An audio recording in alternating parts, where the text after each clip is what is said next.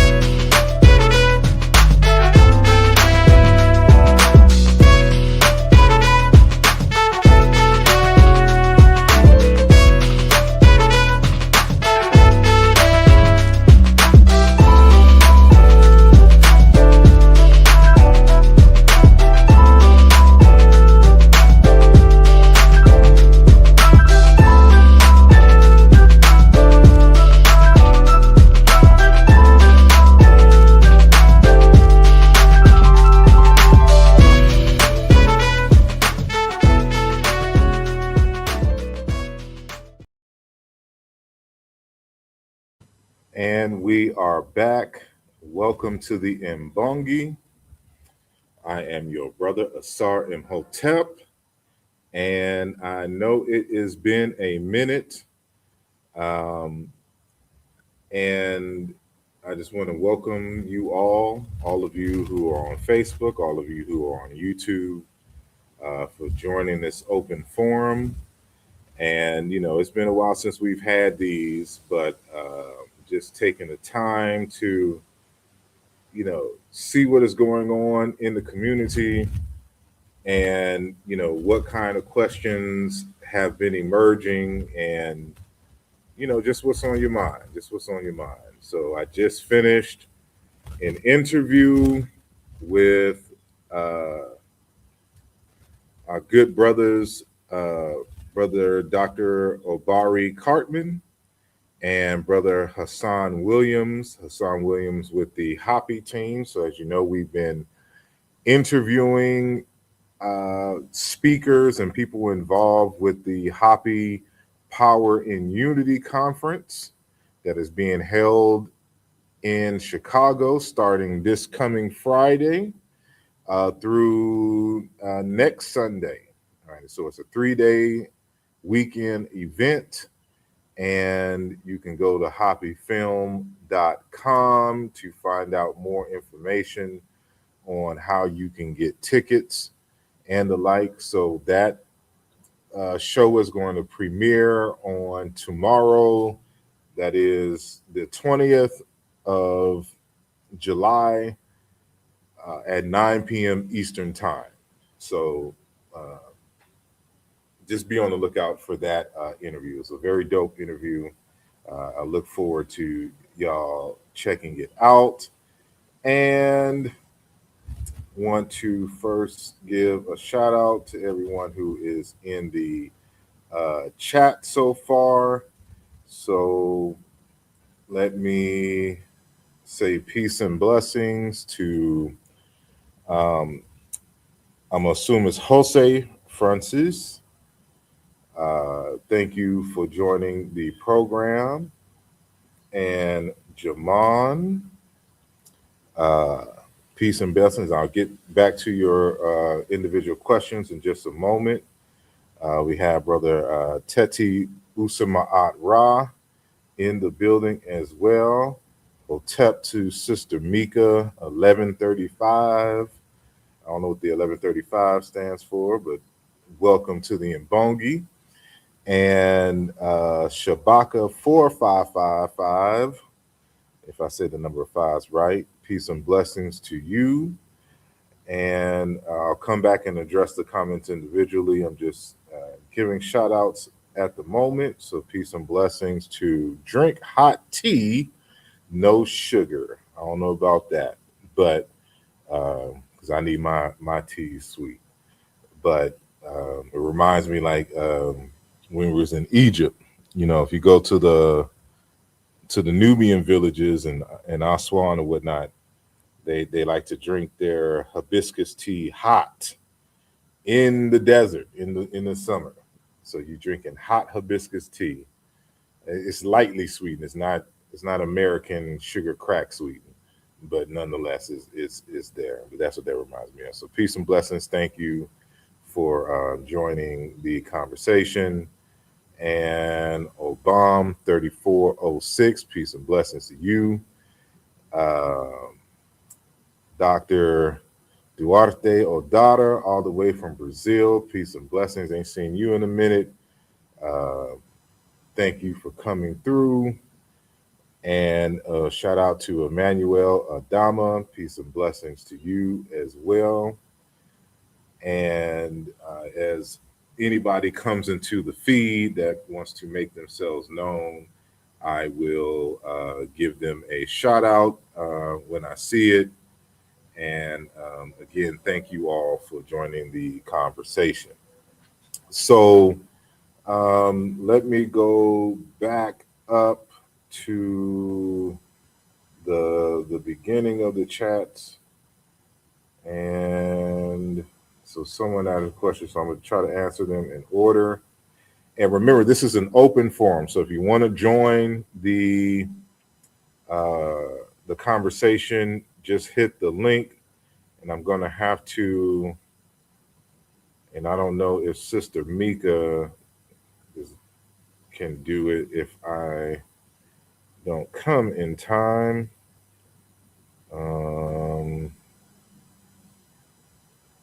Let me see. Why isn't this showing up for me on my own page? That's what I want to know. Why can't I see my own live video on my YouTube page? That's the question, right?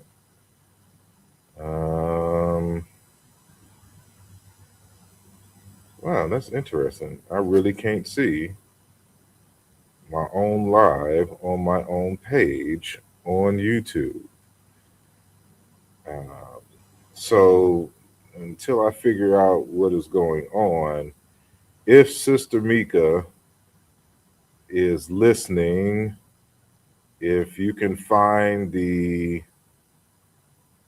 link and pin it to the top, or if anybody has admin rights, can pin the link to the top of the YouTube chat. For some reason, I cannot see my own live on my own page on YouTube. So we'll address that as time moves on.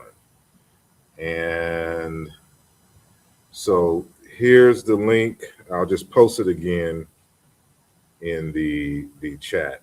So Sister Mika is saying,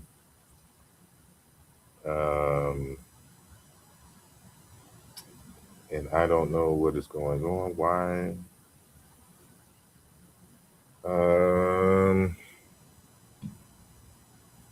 And why can't I share my own link in my chat? That's crazy.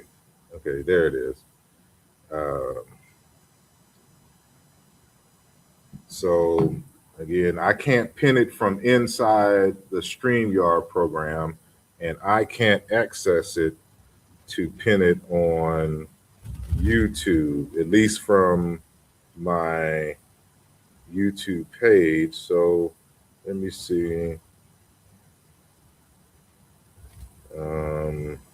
Yeah, I can't. It's not even coming up on my phone. So let me go. It's Happy Talks History. Let me go to my channel. Okay, so let's do that. And no, I don't.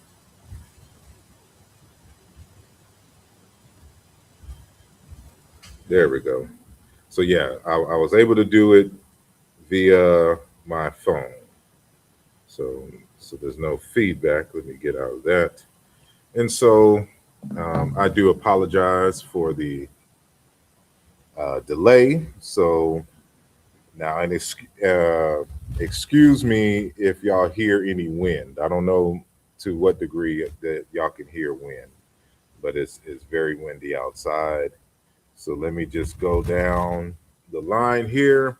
So it says, Jaman asks, why do they say the Sumerian creation story is older than Kemet's? I have no idea, and I'm not sure what creation story y'all are talking about. I know that they'll try to say that Sumerian quote unquote civilization and writing, some people try to argue that comes before Kemet. But even with the writing, it is nothing but either in its earliest pictograph forms, which are just really kind of getting logograms, and then the more familiar wedge type writing. But even then, there's no stories and mythologies that are being talked about in these earliest texts. There's only like transactions, like trade transactions and the like. At best, a king's name or a king's list or something like that, but nothing extravagant. So I would have to see who is making that argument and based on what. So just off the top of my head, to my knowledge, I don't see that being argued in the literature that they have creation stories older than what you and keep in mind that we're talking about as far as what is attested to in writing. So there's no way that we can determine whether a story is older or not, only in terms of the evidence in terms of its attestation in written form. It's in regards to these earlier uh, civilizations. So, and as far as attested, I don't know who's making that argument. I've never heard that argument. I've only heard them try to argue in relation to the writing script and to an extent the civilization. Um, and they go back and forth on that. So I hope that answers your question, or at least provides an adequate answer, even if it doesn't all the way answer your question. And so Teti Ursa Ma'atra asks, are the netters literal? Is what everybody talking about. What's your opinion?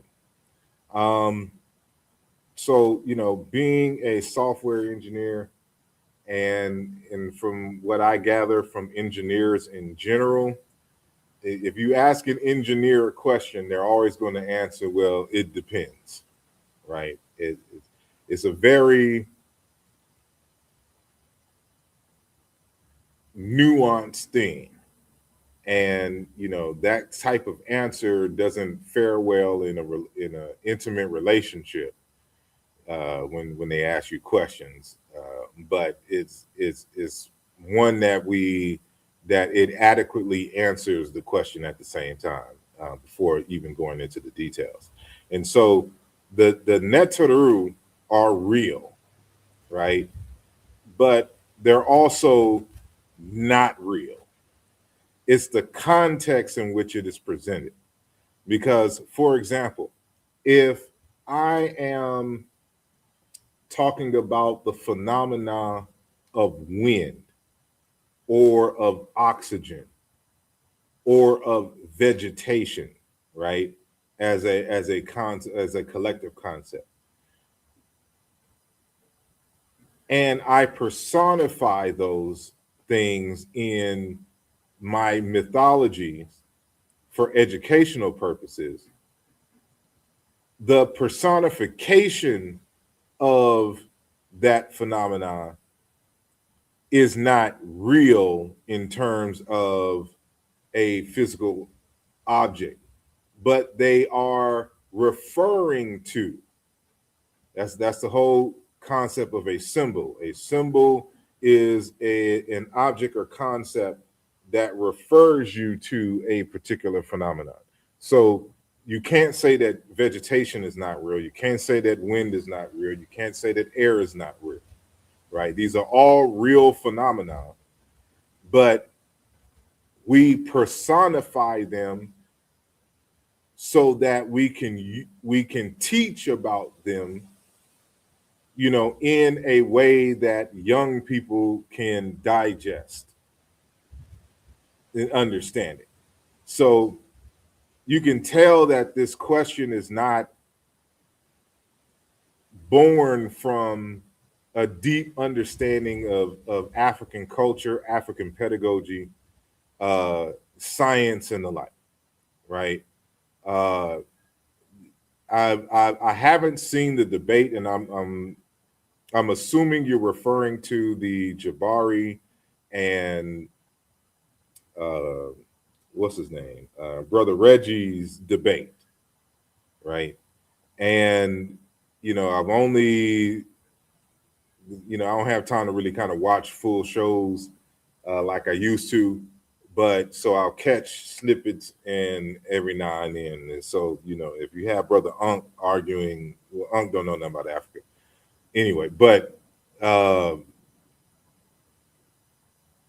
the I'm not quite understanding what it is that they're trying to argue for and against. So I don't know. But if we're just going by the question, are the netters literal? It depends. It's a yes and no, right? And so there's so many layers that and steps that you have to go and deal with beforehand before you can even really get to that question.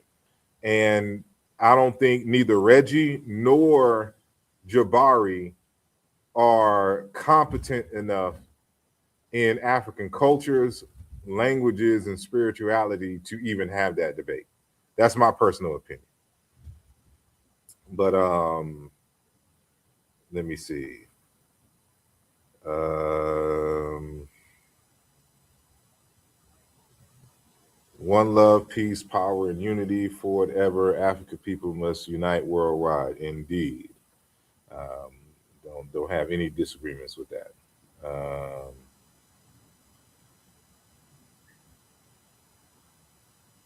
yes, I made a Facebook post on it because it's a valid question, but the spirit of the question and how they're debating it, as far as what I can see online, is disingenuous, and so a different type of conversation needs to be had, uh, right? So let me see.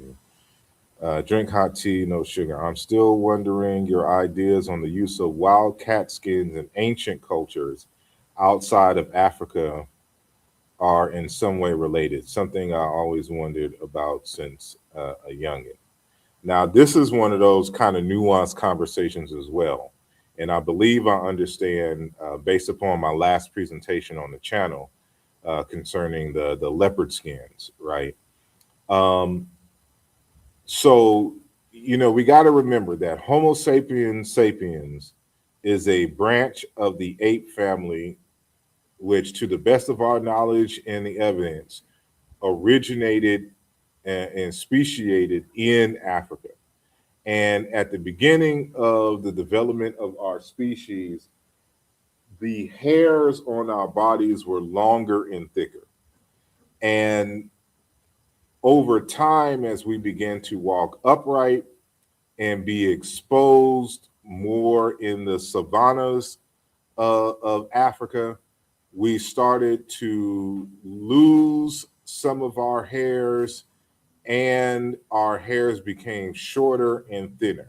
So we didn't lose the hair. We're not totally bald in terms of our bodies. They're just really thin. So if you look at your skin like this, you'll still see all the hairs are still there. It's just very small now and reduced in terms of its thickness to where it feels, from at a distance, it looks like it's not there. So now in some other groups, populations, the hairs are more pronounced, especially amongst like Middle Easterners and Europeans, like they grow hair longer than Africans typically, right? And so saying that to say that in environments where the temperatures would get cooler, like even in Africa, it would be colder at night, right? We still didn't want to just be exposed naked to the elements. So we had to kill animals for food. And in that process, we also learned how to skin the animals and use their skin and fur to keep us warm, right?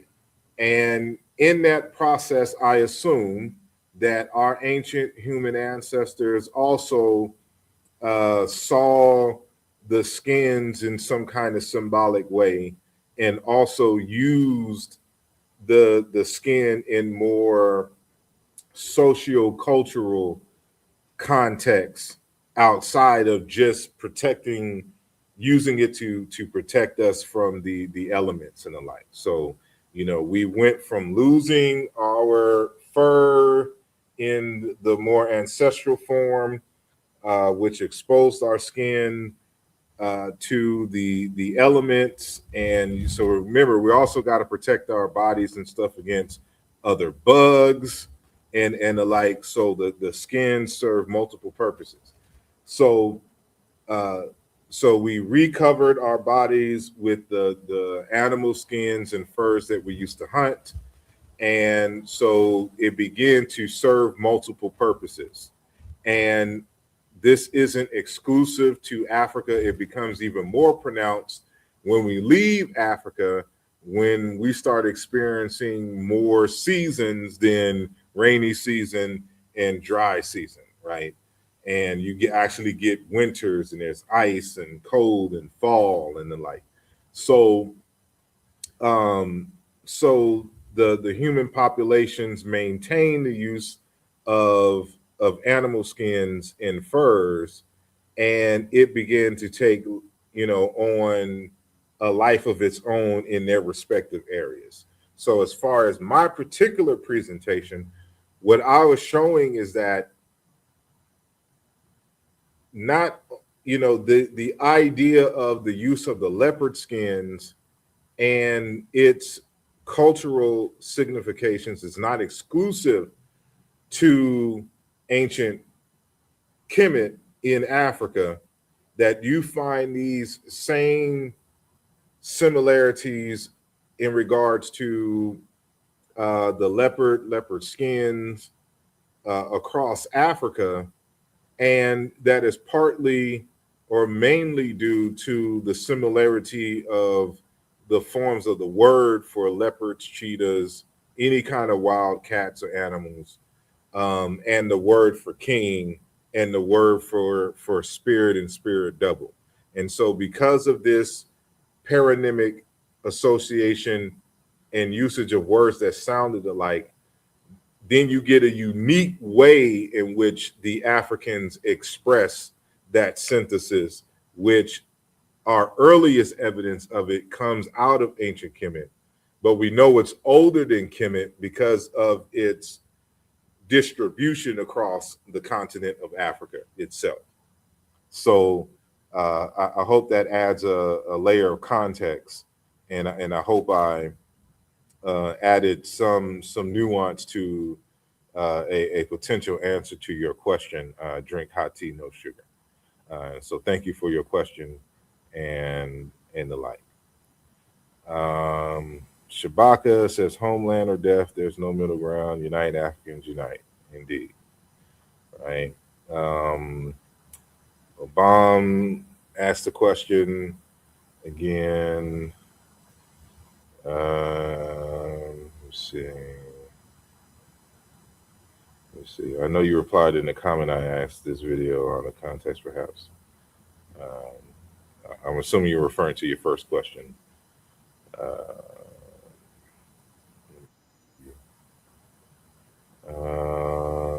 And we have someone on the panel, and I'm gonna bring you in just a second. So just hold on for one quick second. Let me see. I see that some of the oldest tablets with glyphs and pre-dynastic are not considered to be writing or language. Yeah, that's how they like to do it. They'll try to say that, well, we can't make out a full sentence and the like, so we can't consider this writing. And it's like, nah, you can't do that. You may not understand the nature of the sentence.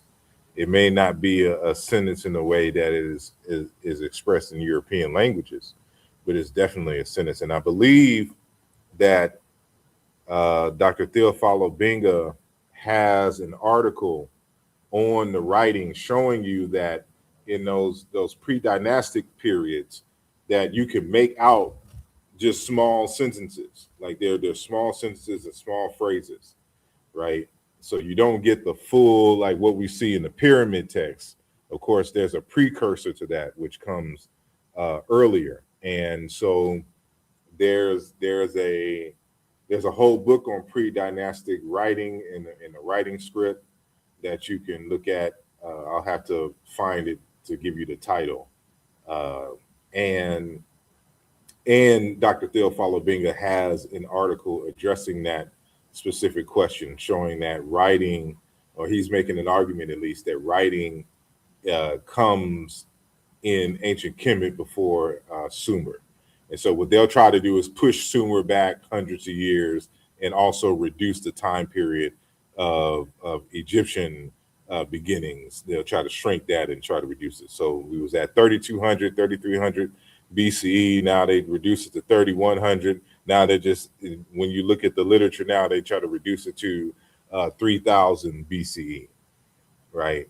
And then say Sumer is like 3,500 BCE and the like. So they keep expanding Sumer, but reducing Egypt to try to keep so-called civilization in the Middle East. So that's something that we have to monitor and keep in mind. And so I'm going to bring in our guest who's on the panel. Then I'm going to come back to you, Emmanuel, and address your question. So peace and blessings. Good day, my brother. Good day. Peace and blessings. I had a debate recently on was there retainer sacrifice in ancient Kemet, and I was in the negative on that because there really are no primary texts to support that. So since I've never heard you say it, what? Let me read the Middle Lecture. What would be your take on that? Hold on. I'm sorry. When you say retainer sacrifice, if I believe I understand this correctly, is this the human sacrifice? Or associated with human sacrifice? Yeah, they're saying that because they found these hundreds of graves. The only logical explanation is that the fire was egotistical and he had these people sacrificed in order to come with him in the afterlife. But my argument is the primary text that I've read don't support that idea, and they're just using conjecture because they have no real primary evidence to say that, yes, this thing indeed happened. Yeah, they're probably, I haven't come across any primary text where that is a practice. But I believe at one time in pre-dynastic times, that may have been a practice. And there's two reasons I'm going to tell you why. Because much of ancient Egyptian pharaonic kingship concepts come from Nilotic people, right? Your Nilotic groups, your nomadic herders and the like. And this is something that was a part of the culture itself. And what seems to happen is that this was an ancient custom. However, they substituted the actual killings, because, you know, in some places in early Africa, they would actually ritually kill the king. And Cheikh Anta Diop talks about this. So now you have the substitute of the actual killing of the king to the ritual killing of the king, and which sparked the rituals of the king having to show that he had vigor and power, which is why you don't see statues of the king as an old man. And you had kings who were ruling for 30, 40 years, but all of their images show them as a young, strapping, warrior man.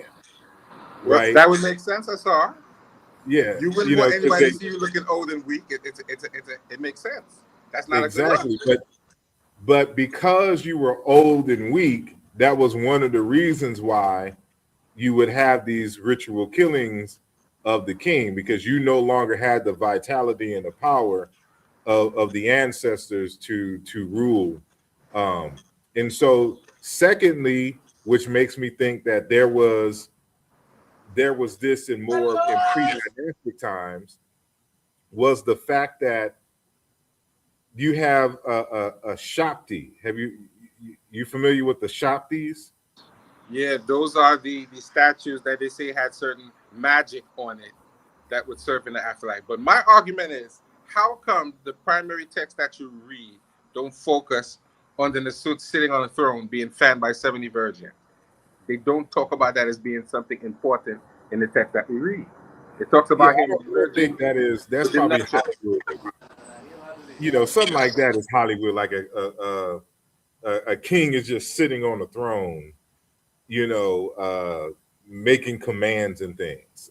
Matter of fact, you don't find too many thrones in ancient Kemet as far as like primary artifacts. There's only one that I can think of off the top of my head, and that's Tutankhamun's. Or crowns either. So that's very interesting that they don't find many crowns, if any. Maybe one they might have found. There are. You're not going to find a crown, and I'm gonna show you why. Let me see if I still have this presentation. So this was my presentation from last week on the power of sound, how paronymy shaped ancient Egyptian royal symbolism and religious practice. So this is where the question comes about the leopard skin from the previous conversation. But I don't know if I have it on this. I know I had it as extra slides. I don't know if let me see, because I didn't show these.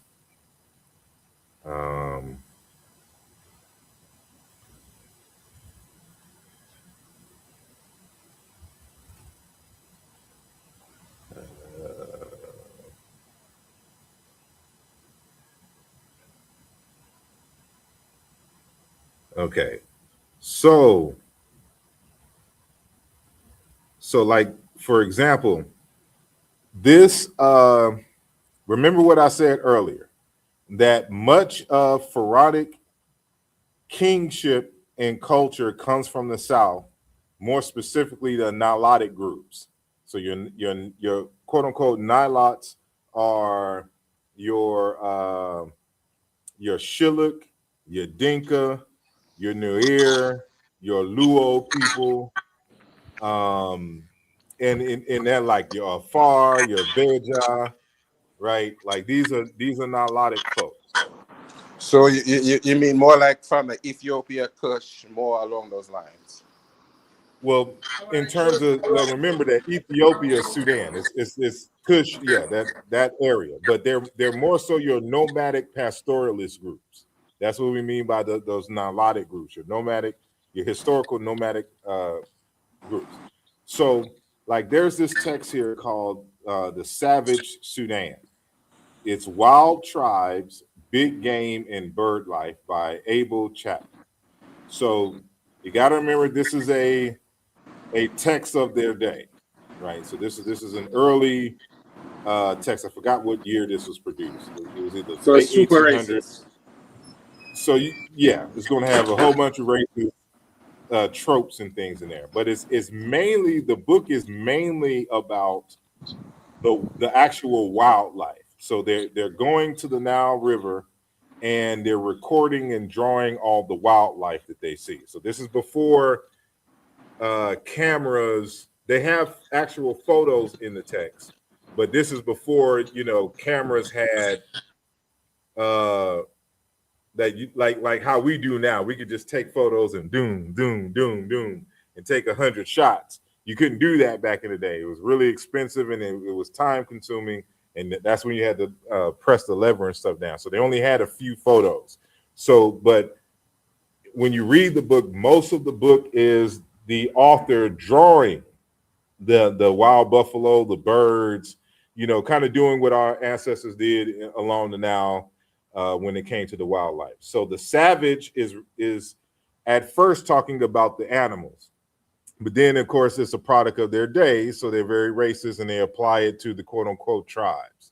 So in the text, it's talking, at the beginning of the text, they're talking about the tribes that they run into, like the Shilluk and the Dinka, right? And this is a Dinka chief. This is a Dinka king. And he's showing you what he drawn. He was talking about you can tell the king and the chief from the everyone else because of his elaborate hairstyle and crown. This is what I believe is the origin of the so-called Egyptian white crown, right? The white crown is literally white. It's a clay, right? It's a clay that they shaped to be in this particular shape. So you're not going to see a white crown, because by the time it gets to Kemet, it's symbolic in terms of the graphics and showing it on the papyrus or on the carvings. But it's a lived tradition, but it's clay, right? So clay is not going to survive, you know, so it's kind of like clay and straw that gives it its particular shape, right? And so like on the text, it'll say, but presently our escort expanded into an ever-increasing mob of savages, talking about the African of the wildest and most weird aspects. These were Shillooks, tall, lean, and muscular, varying apparently between 6 and 7 feet in stature. All were stark naked, some smeared red, others ochre yellow or ghastly ash gray, almost white on their bodies, and with an odd clay cemented coiffures, right? It goes on to say, what savage scenes attend the death of each hippopotamus? The huge carcass has been dragged ashore, a mountain of flesh pink below, mud brown above, surrounded by chattering hordes of excited, naked Shillooks in oddest coiffures. With wondrous skill, they carve and hack and hew with their spears. So you're talking about the different type of hairstyles. And so on this page 199 is where you see where it has the Shilluk chief with it. So we got to understand that not every, like, we're trying to view kingship and its symbolisms through the eyes of Europeans who have these elaborate, you know, crowns, but they're just trying to make a makeshift version of the culture and stuff that they saw in Africa. So when you talk about the white crown, it's literally a white grayish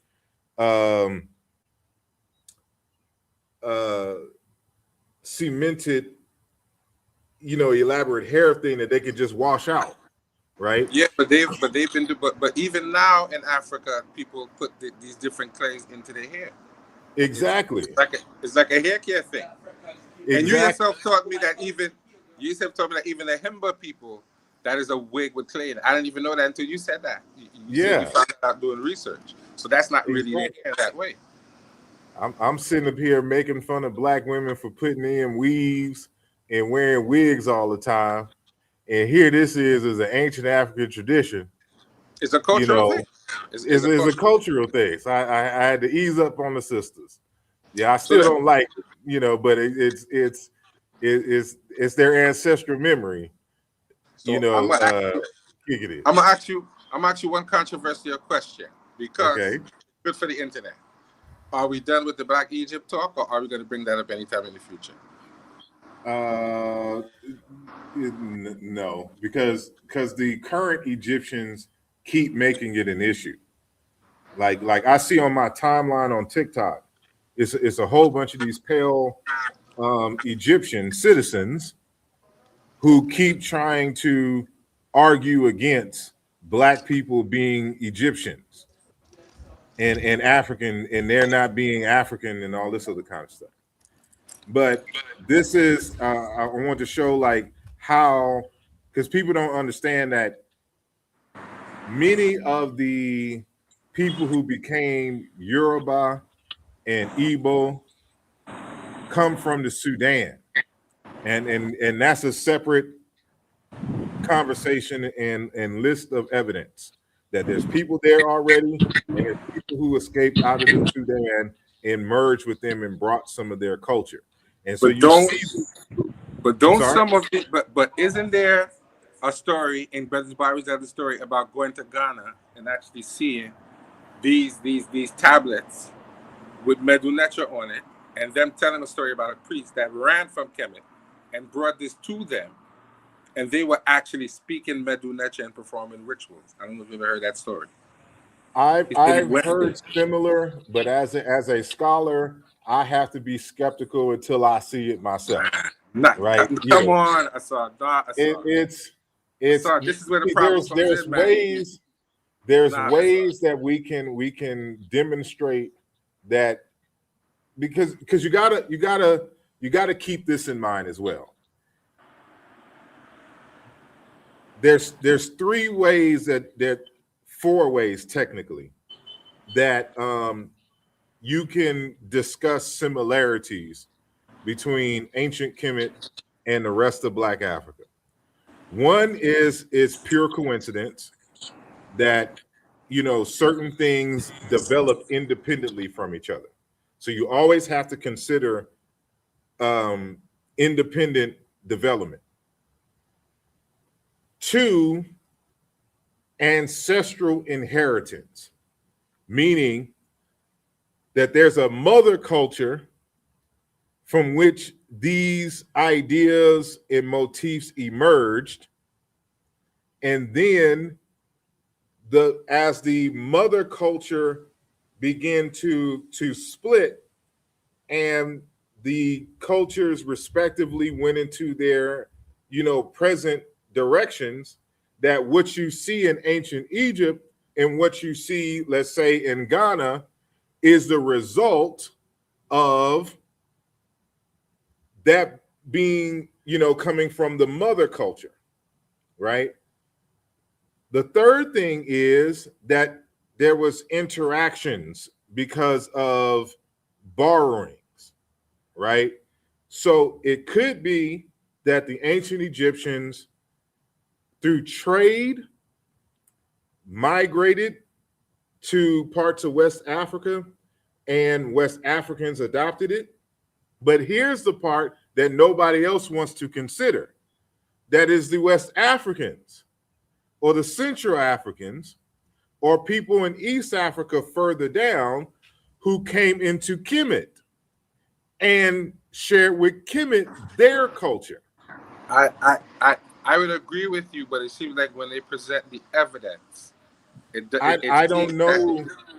I have to see, because I've been when you have these scholarly arguments, they tend to present a scholarly argument that you either agree with or disagree with. But sometimes when you go against a scholarly argument, they think you're wrong. But this is what I'm saying. I haven't come across that argument, and I haven't seen it. So I haven't been able to evaluate what you're specifically saying.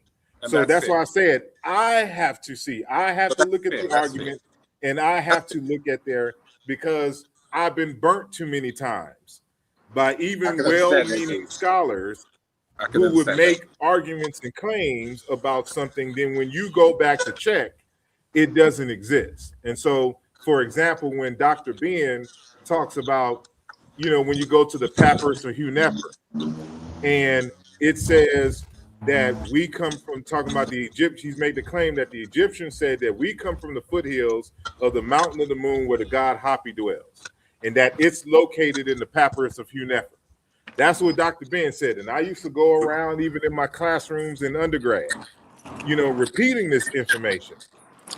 But when the professors and things would challenge me and be like, well, where is it in the papyrus? Can you come and bring it back to me and we can read it together? And when I went home and looked for that thing, and I'm looking through specifically where it says, it doesn't say it at all. And this has happened several times. So I don't believe nobody. But I think the understanding with that was he quoted the wrong source, I think they said, for the text. That's possible. But at the end of the day, if I'm coming to the public making a claim, I need to have thoroughly vetted the information if it's coming from some other source. I could understand that. I could understand that. So, but you are a very controversial figure in the community when it comes to language.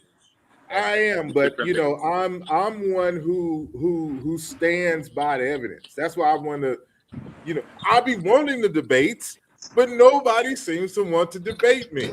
Every single time the debate, and I see King J has entered. I'm gonna bring you in just a second.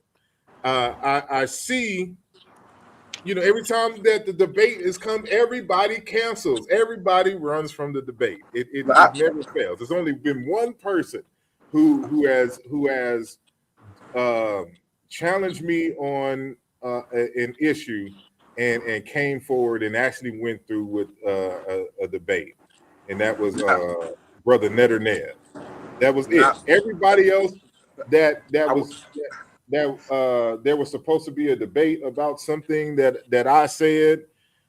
They all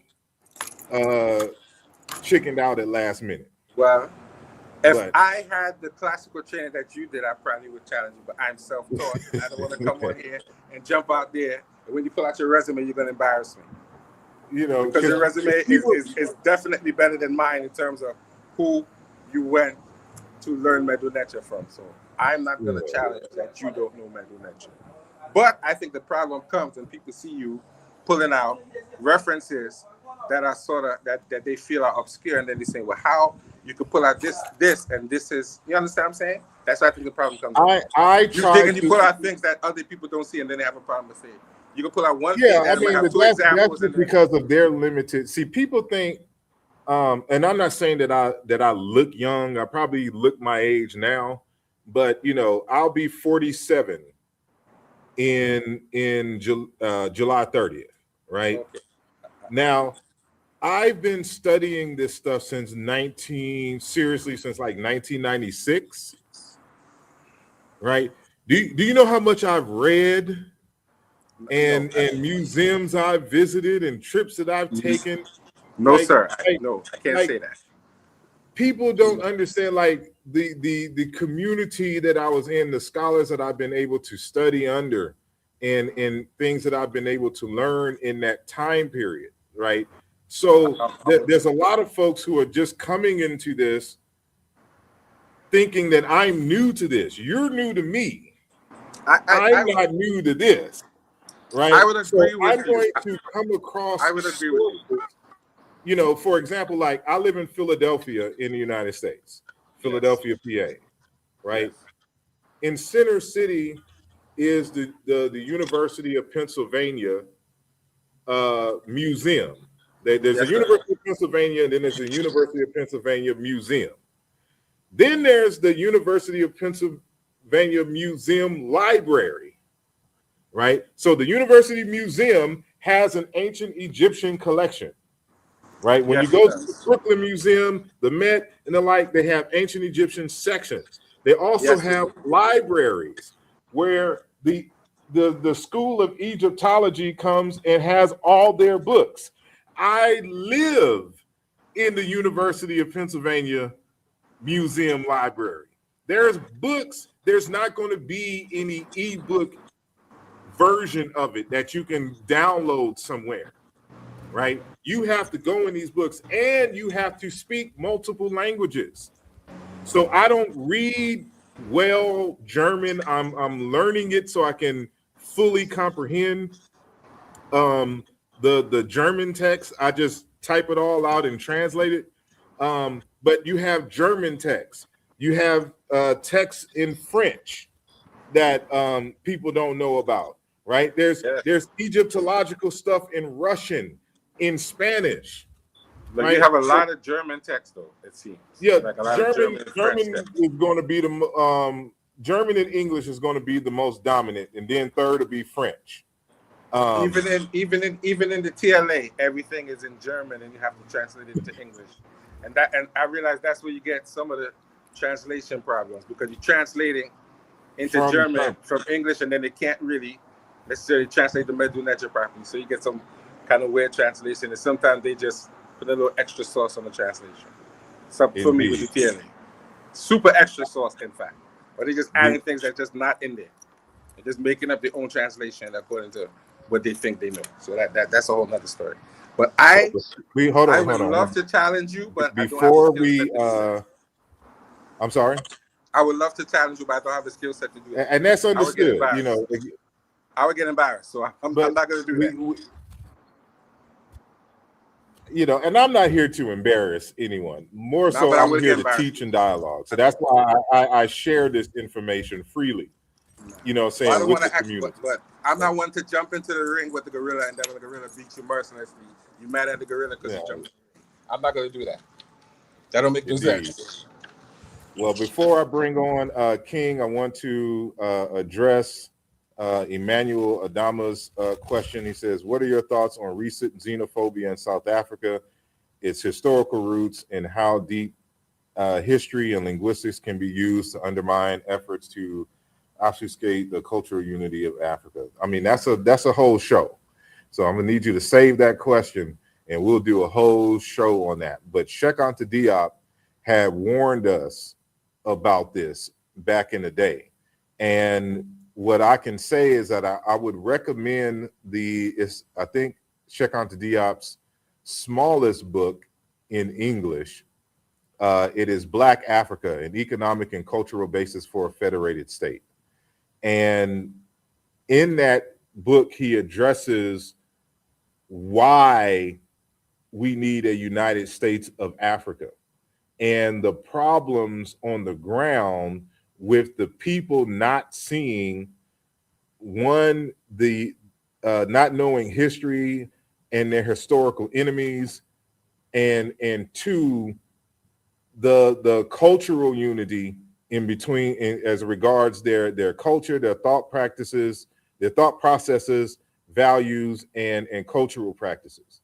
And so this is what Cheikh Anta Diop was attempting to do with his research, to try to give the people on the ground the scientific basis and the reason to better understand one another, so that these xenophobic issues, which caused our downfall in the first place, because we were so fragmented as a people, and because we had this unsourced hatred for one another, that this is what weakened the African communities for the Arabs to come in and for the Europeans to come in and totally decimate and control Africa as a whole. And so the problem is that, you know, and this is just everywhere. So South Africa has its identity and historical lack of historical consciousness problems. The African Americans have their identity and lack of historical consciousness problems, and is causing a division to where we need operational unity to be able to fend off the more powerful and united groups who are interjecting into the lives of each other. Because you notice that the South Africans don't have smoke for white people. Only black folks. And recently we're hearing about a boxer who lost his life from Ghana in South Africa due to xenophobic ideas. And so that's a whole conversation that, you know, will need to be had, and we need to kind of organize it to make sure that we frame it correctly. But I do appreciate that. Please remind me, and we can do another open forum on just that topic. But I want to welcome to the panel King J, and peace and blessings to you, good brother. You have a question or comment? What's on your mind? Peace to the panel. Peace to you, Asar. Peace to you, Jose. Man, definitely a blessing. Just woke up, saw you was on. It's not often that we get Meta Netter, shows, so I wanted to, jump on. I had a question, right? And this has to do with a debate that actually just happened with the brother Jose in regards to the retainer sacrifices, right? So I think that debate ended in like both parties were disqualified, so there was no, answer. So my question to you, hopefully you can add some clarity. because we don't see it in the text, right, in regards to them writing retainer sacrifices, right? But First Dynasty, we do see subsidiary tombs, right? They may have been poisoned, they may have been strangled, and it seems to be happening at one time period, right? The ceiling was made at one time. They weren't added later, you know. Um, do what do you think that ancient Egyptians had retainer sacrifice at any period? Um, and even if it's not in the text, the fact that are those tombs um, evidence of that such thing? Yeah, I think I was addressing that question that Uncle Jose. Oh, you asked it Uh, already, Jose? I'm just Yeah, because it was okay. my debate. The hmm debate he's I'm just referring to jumping was on. actually I my didn't. debate. That's why. Yeah, I It didn't was hear my debate. anything before I That's got why on. he's So, asking the question. mhm. no, yeah, I was a so negative in the same debate that he's referred to. It was on okay, brother. It was on our paradigm shift platform, Mhm.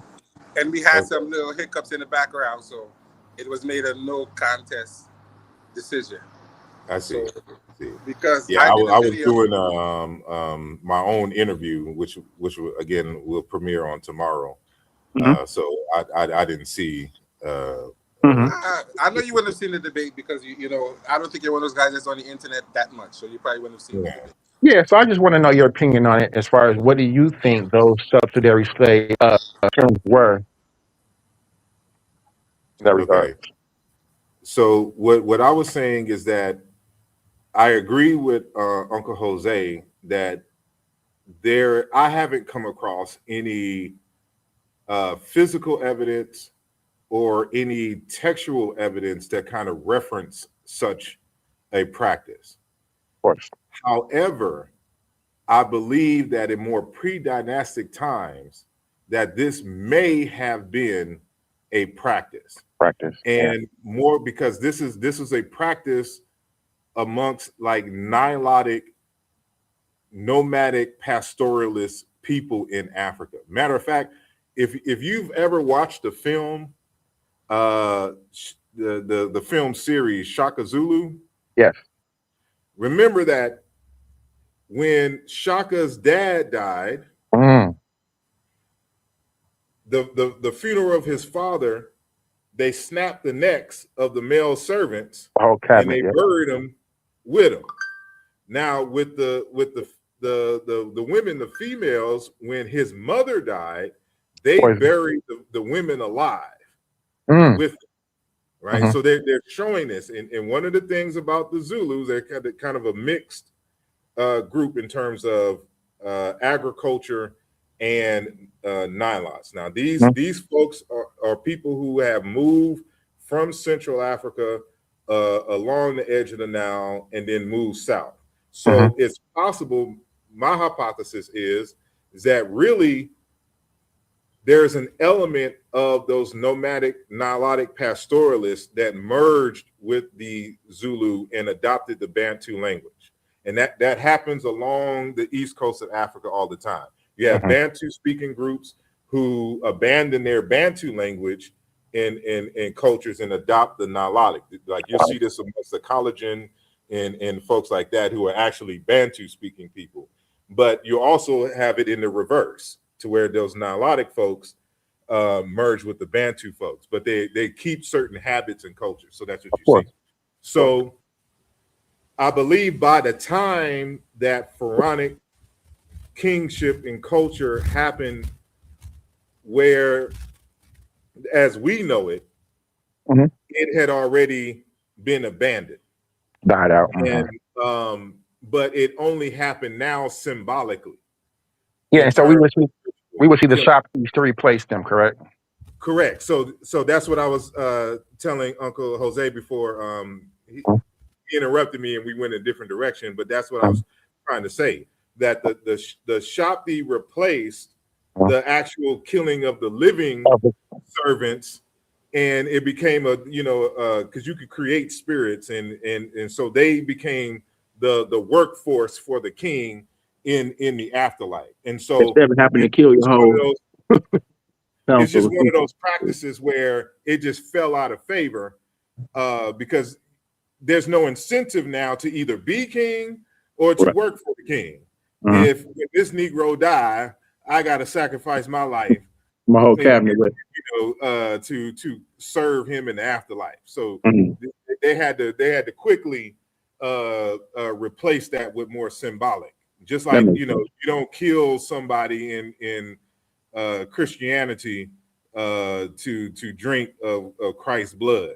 Symbolic wine and crackers. Symbolic of his blood, and you drink. So allegedly there was a real sacrifice, but now we do this symbolically in present day. So I think that because Cheikh Anta Diop again talks about this, how the ritual killing of the king was replaced with symbolic rituals, and how even the Sopet ritual, where they have to run and jump over, like you find this across Africa, where the king has to show that they are still have energy, vibrancy, that they have a sound mind that they can rule. Otherwise, old school was they would kill them, because you no longer had that vitality, which is why. What's the said every 30 years? The said is like maybe 30 or 50 years. One of them, I think 50 years to be exact. The said festival. So so that's my opinion. I don't think that during Pharaonic times as we know it, that it still existed, but I think some of the practices was the echoes of an earlier tradition which they had since abandoned. I agree with that. That's my hypothesis for now. Well said. One more question. We had another hot topic. We had a debate on Sunday. I don't know if you're aware of it, between Reggie and Brother Jabari. Are the Netches literal? And my take on it is that question. Someone asked that in the chat. So, but just a quick recap. It depends. It's a yes and no, and so they're referring to real phenomena. But people are forgetting African pedagogy, how we teach one another. So we personify certain things, and we make that the focal of ritual and reverence, so that you can keep the underlying value alive. Because remember, although you have writing in ancient Egypt, over 97% of the population could not read. It's still an oral society. It's still an oral tradition, even across Africa. So, they didn't write books like we do today. They told stories in a way that is digestible, that you can keep it in memory.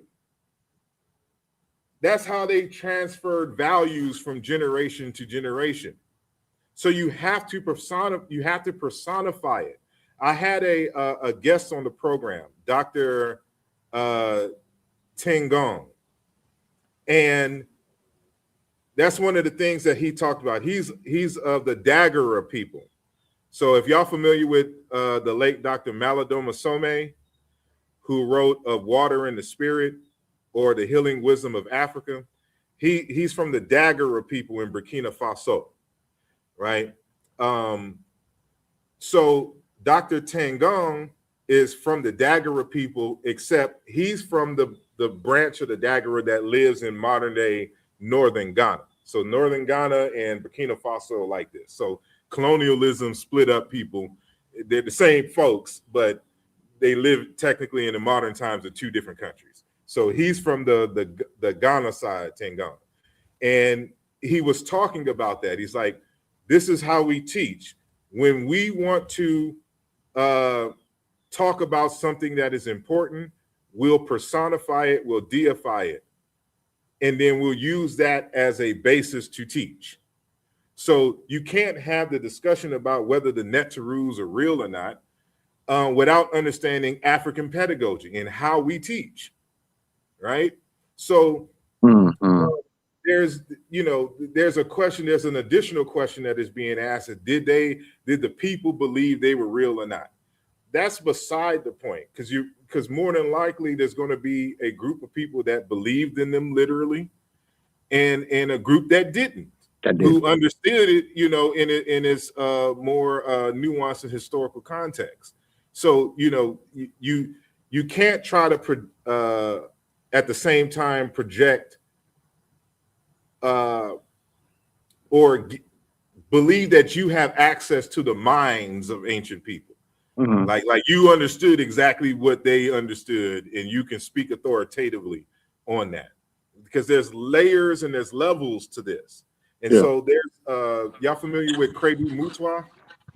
No, I'm The not. late Yes. out of He South was Africa. he was an African historian, and he basically was the keeper literally of the history. He used to live on this where he lived. They used to give him the artifacts of the culture, and he used to keep the culture and tell stories. And he used to wear this large necklace with rocks around it, and he would tell stories about these lizard-like creatures that were the original creators of man, and because because the gods didn't like them, they created humans, and they used to torment man. Mm. He even talked about he wore a water microscope around his neck, and he said the story behind it was these aliens gave humans this technology, and the person who developed it was thrown into a mine and killed because we were not supposed to have these. He even talked about humans.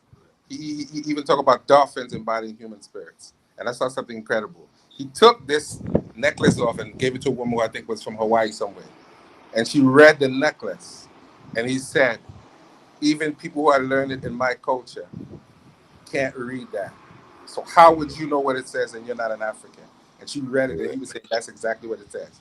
And it was and it was very incredible to see her actually understand this culture, and she wasn't even African. She was from Polynesia or one of those other islands. And she read what was on it, and she explained the story. He said, how would she know that? Exactly. But she Like explained it exactly the way he understood it from his culture. I can't vouch for the validity of every story that he tells, but you are absolutely correct in terms of he's one of them, or was he was an elder when he passed, but he was a keeper of knowledge in his tradition in South Africa. He was a Zulu shaman, or Sangoma, I should say. And so in 1964, he wrote a book titled Indaba, My Children. And so if you know about Credu Mutwa is a South African person from the Zulu ethnic group. And he, is an artist, but he also went around various parts of Africa being initiated into different African wisdom traditions. And so he collected these stories. Some of them he added his own to, because he had that authority as an initiate to kind of add on to certain stories. And he put it in the book called Indaba, My Children. And so it's just a collection of stories, of initiation and mythical stories collected in various parts of Africa up to that date. So, but he interrupts the stories with kind of stories of his actual life. So you may read about 10 myths, and then he'll interrupt it with, his understanding of history and, wars that happened in South Africa and stuff like that. Then he'll come back with more myths and then interrupt it with some more about his life. And so in one part of the book, he's talking about his own initiation into the Zulu Sangoma tradition. And he shows in the text, for example, a wooden carving, right, that is supposed to be made in the image of a boat. and on one end it has a human-like head, and on the other side it has a human-like head, but their heads are facing each other. So if you can imagine a canoe, and then in the artistic African way in which you carve wood in the wood carvings. So it's a drawing of that, and he's given an explanation, and he's talking about how the elders, when they were initiating him, telling him that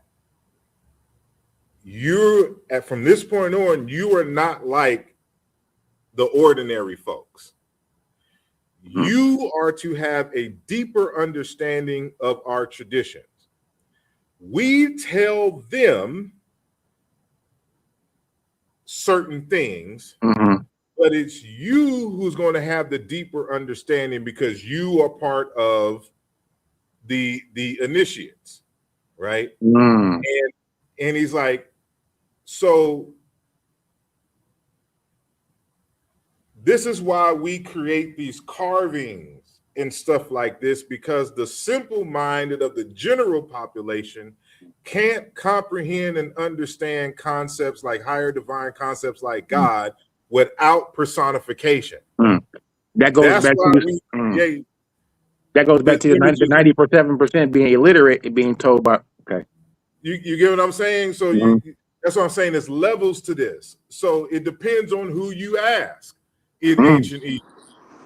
What they understand about neters and the neteru and stuff. Because if you ask an ordinary person, they're going to be just like an ordinary person in the church, and what they understand about the history of the Bible and what this means versus an actual priest of that time and an actual biblical scholar who had to study these languages and understand. They're going to know something differently than the regular person. So you have to, it's a context in which you understand that. So like the elders was telling him, like, this is just to teach that God has dominion in the future and in the past, right? And so there was someone in the middle. I forgot to mention that there was a carving of a human personification in the middle that had both like breast and male parts, showing that God is neither man nor woman. It has the qualities of each, but like it's a teaching tool, right? These carvings, and there's other carvings that he mentions, and so it's clear as day that the elders are telling them that it's just like in the biblical tradition. So remember, in the story after I believe it was the loaves of bread and the fish being split and to feed the multitude, and Jesus is talking to them in parables. And then after it's all said and done, the disciples asked Jesus, why is it that you speak to them in parables? He said, it's to them I speak to them in parables, but to you I speak plainly, because it's for you to know the keys to the kingdom of heaven. The disciples, the ones who are under the discipline. But the ordinary folks, I got to speak to them in this way, because I can't speak to you plainly. Like it's different. Like if you, for example, like you see an astrophysicist having a conversation with someone like you and I, and they're talking about things, versus when they're having conversations with other astrophysicists. They're not talking in the same language that we're talking. They're using mathematics, which is equivalent to a picture of Osiris or a picture of Aset or a picture of any other deity, except their deities and their models are abstract formulas. So when I say E equals MC squared, that is a neter, that is a deity in every sense of the way. It is that's energy mass squared. It's not a human personification, but it's still a model. That's all a mathematical formula is. It is a model to describe a phenomenon in nature. And so a real phenomenon. But Asar, go ahead. But Asar, in 2026, we look at the language and we understand that they were not classifying those beings as human. There was no classification for them as human, and we understand. Yes, And there they did the was. same thing with the nature. He was not classified according to the determinative as a human. The Nasut Yeah. was A not a nature is human. not a human. It's two different determinatives. No, Is And I it know is it I'm right on is that. it I is know it I'm not Nasut? wrong on that. Is it the Nasut? I know I'm not nature wrong on is that. the nature is a human also, because But what I'm saying to you and is, keep in mind, I that's why I said that I wanted the debate. I want the smoke, because I actually have an academic right now. journal article Yeah. on networks that you Mm. can find But what I'm and saying is download. the nature determinative Listen, is not the same as a human determinative. It clearly isn't. there's 3 nature determinatives. Right. Technically, it's 4. So you have the pole and the Oh clock. Yeah, Haru. That's Haru. no, No, that's the that's the net pole for and the the wind. clock That's is the it's a symbol unto itself. cosmic Nature. force. I'm sorry. I'll say that to me that would represent like the cosmic forces, the unseen forces. It's just a general. It's just a general symbol for nature, whether Okay. human or cosmic force or whatever. Okay. Right. So you have that symbol. Right. Then you have the seated man Mm-hmm. with the beard. Mm-hmm. Then you have the Heru or Ra hawk on the standard. On the standard. And then for the feminine, you have the cobra, Mm. the Wajid. These are all the determinatives for deities, the gods, Yes. and they're interchanged depending on Depending on. certain contexts in things of this night. Uh-huh. So, matter of fact, this is But which the one of those are human, Asar? The seated man. sitting man is a human. It's literally a human. It's a sitting I've man. never seen it. I might be tripping, but You've I've never seen it used for I've Asar? never seen When that. you have I've it never on- seen that. Listen, On the screen. It's on the screen in your name, Jose. on Ptah. It's the determinative of Ptah. It's the seated man with the beard. It's on your screen, Right there Jose. in your face. You showing Nah, us. That's crazy. I don't think that's a man, bro. I might be tripping. Oh I my don't think God. that's a man, but I could be Matter tripping. of fact, I'm not taking that as a man. yeah, I didn't want to have to go there, but now I have to now, because Man. it's I gotta Get some clarity. I have to go there now. It's imperative, because That was I fun. wasn't planning on doing no kind of lecture or nothing. That was not my MO today. Hmm. But so please forgive me, and just give me a second, and so there's no dead space. I'll play some music while I find this presentation real quick. So I'm gonna mute my mic and come back.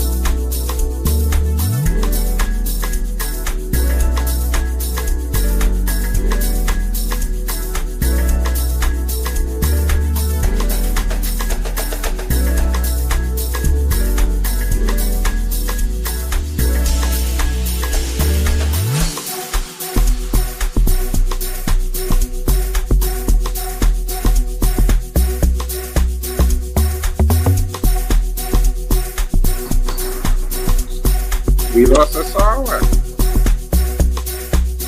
KJ, I saw going or what? No, I'm still here. Oh, Yeah, I thought it was quiet. we thought we had lost you. My internet started tripping just now. So I saw you're making an argument that deity with the beard is a human figure? So Jose, you see your name, Or right? Your name Patah, right? It says the P, we see the per, we see the T, and we see the H, right? excuse me, Patah. sir. Excuse me, sir. I'm talking to the host of the program. I know, I'm but I'm asking just him saying, we're talking about your what name, he's saying. so I think I can I didn't ask, speak. King J, relax. I didn't ask you anything. Yeah, I'm but talking Jose to the has to be host. firm. We don't have to get mad. I I'm didn't bringing up ask you, something. bro. Okay, I know Yeah, that, we, but I didn't we ask y'all you. don't. talking. Hold on. So what he's saying, and this is a presentation from 2020. So I'm not even sure if it's in this one already, but I saw something Mhm. that so this is the word. This is a form of the word necher, meaning God. So you can see that the word, this is the hieroglyph for necher, which is a pole, and this is a cloth. That's and remember, these are drawings, so these aren't live action images.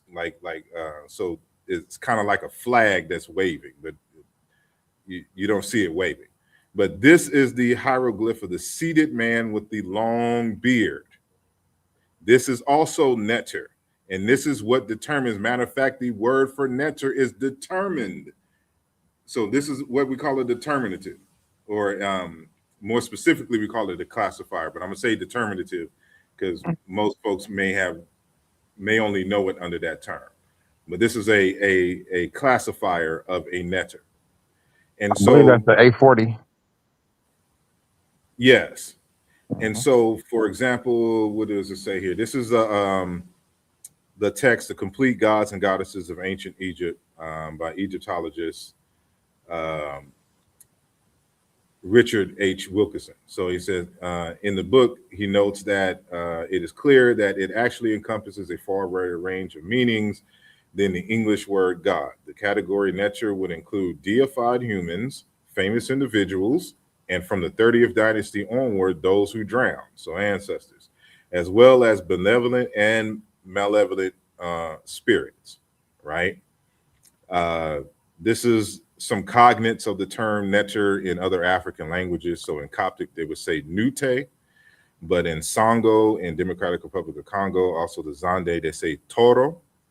In the tree, in the Akan. So remember, you brought up the Akan folks in ancient Egypt. They have the word in toro, which is the spirit of the patrilineage. In Ewe is troro, for guardian spirits. And in Wolof is Tuur, the protector god, right? And these are variations, these are drawings of variations of the necher over time. And it actually is, even though it's from left to right, as we see it, is actually from right to left, which shows how old it is.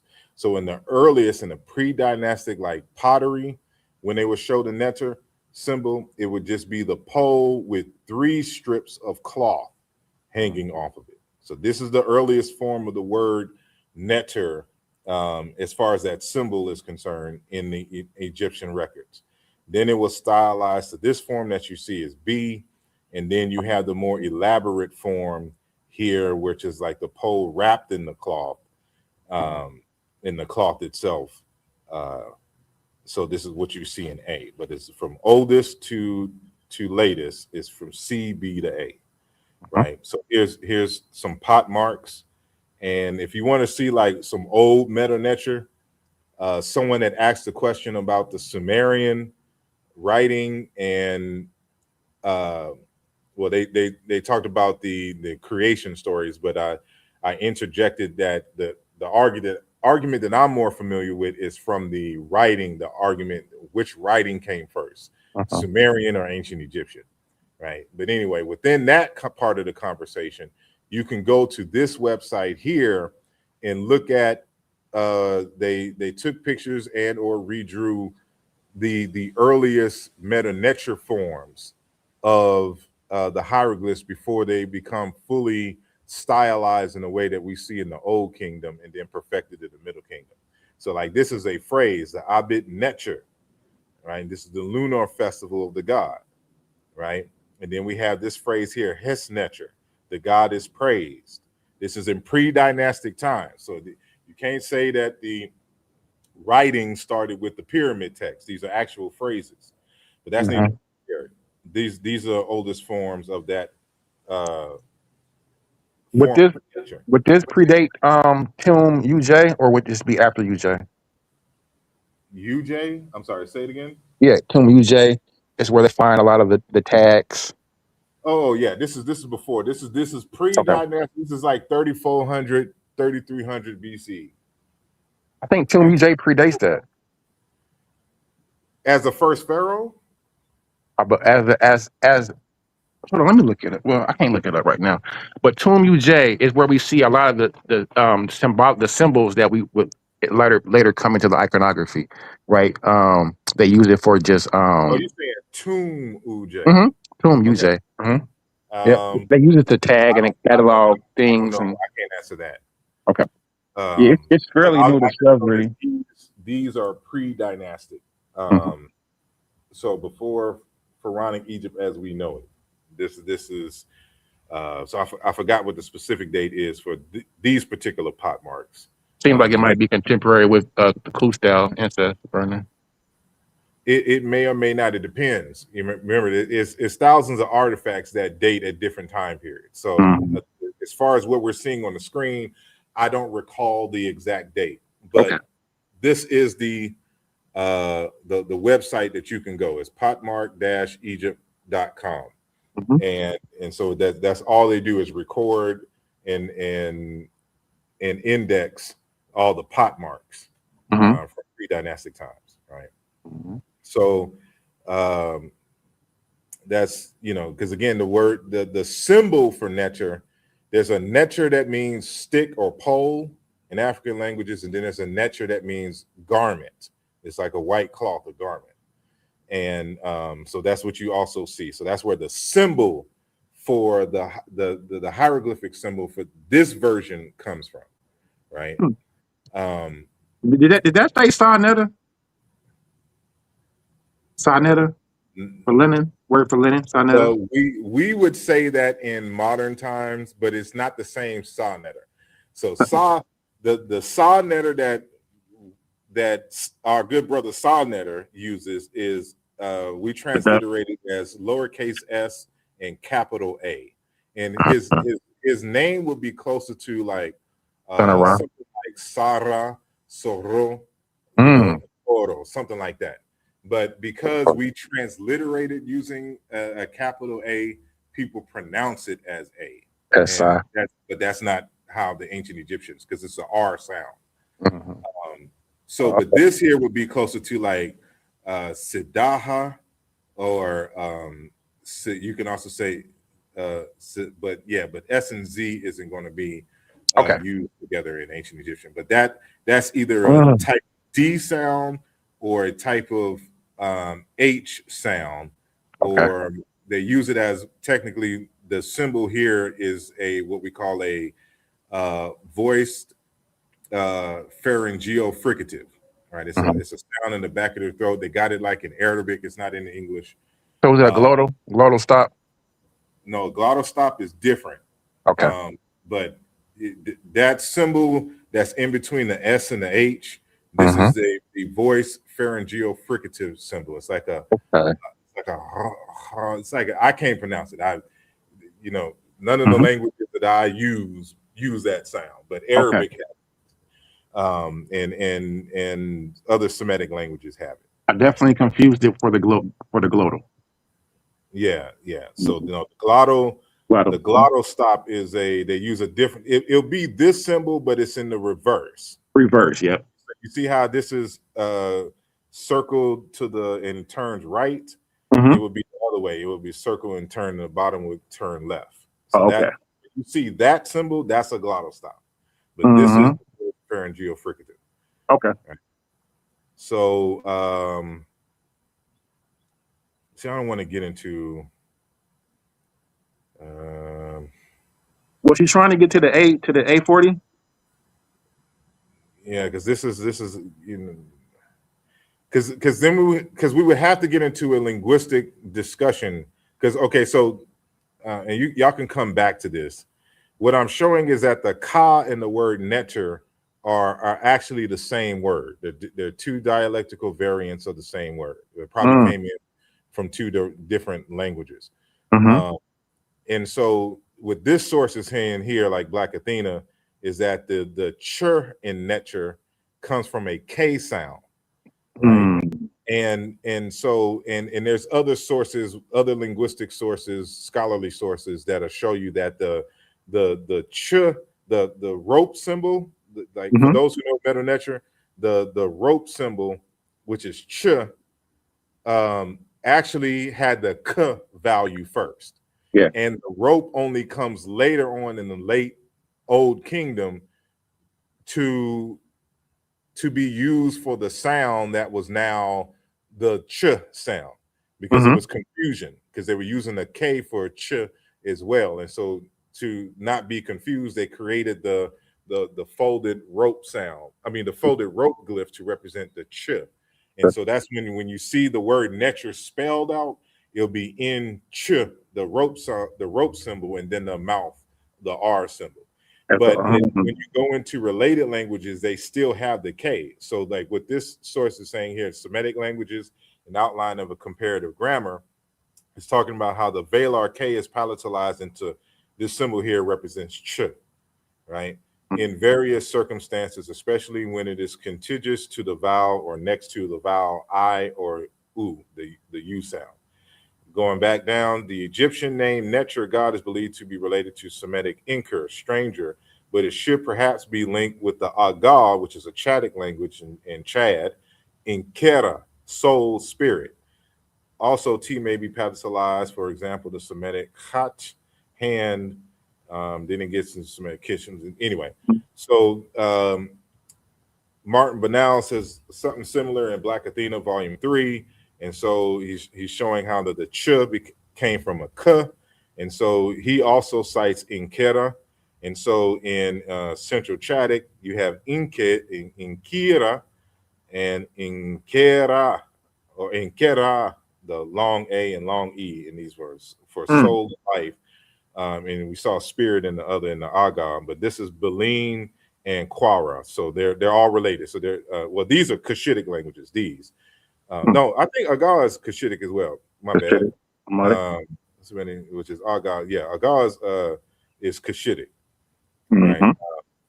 So this is Central Cushitic as well. So these are all related. So the word netter is Inkera, and then Inkera, Inkura in the Agar language. So what I show is that this is also present in Akan as Okra.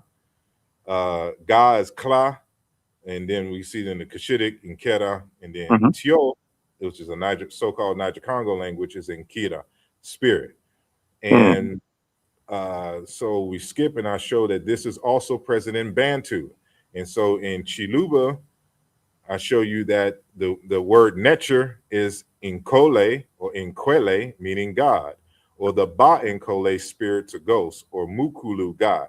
But netter, and this is how it also is associated with a person, it means like an important and prolific person, like a king, or a head of a business or head of household. And Kole is also used for that. So it's used for the ancestors and spirits. It's also used as the divine, and it's also used for big and important people in Kole, in the Chiluba language, right? So when people, that's why it's nuanced. It's a nuanced conversation. And so when people, that's why when you see the symbol for the netter, the seated man with the beard, is because that's what an Inkole is. It's a powerful and important but it is also referred to spirits, because ultimately the word comes from a verb meaning to do, to act, the ability to do. And so that's why in the dictionaries you'll see it also define nature as power, divinity, divine, strong, because power is it's about power, and power is this word here derives. Let me. I'm going too far. Here we go.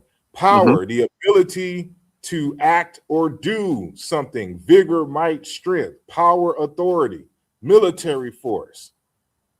Energy means the same thing. It's the ability to act. So when someone has power, that is because they have the agency to be able to accomplish something. So netter is, there's different layers, different ranks of netter. You have human netters, like on a local level, like your business owner, you're the head of household. Then you have netter in terms of chief or a king that is responsible for a population of people, but also has the authority to make laws, to command military, etc. Then in African traditions, you also, the ancestors and the spirits are ranked higher than the living. So they are also nettered. And because it is believed that they have the ability to do and act accordingly. So if you are acting up in the household and your deceased grandma Rose is peeping what is going on, it is believed. I'm not arguing that it is a fact. I'm just showing you how the belief comes about, that the ancestors, Grandma Rose, will intervene and give you bad luck until you get some act right. Yeah. Right? Big mama. Exactly. Right. And then we know that the forces of nature, whether we do right or wrong, have the ability to make change and make our lives in a certain way. And then, of course, there's the ultimate netter, the supreme being, the netter of all netter, right? That controls all of the universe. And so that's how it's applied. So it's different layers to netter. And we see this, for example, in Chiluba with Nkole, which I done lost the page. But I'm trying to show something again. So this is you see this in the language, right? Yes. Chiluba to recite. And so I show here, like there's another one that I have, but I don't know if I have it on this slide. But anyway, so you're showing that. So in Nkole, also Ngole or Ngola. So this is the definition I was talking about earlier: an eminent or powerful man. But it's also used for God. And in the Kalenjin language, Nkolo, God. And in Kikongo, they say Nkwiyi or Nkwiya, ghost of spirit, right? And so this word, so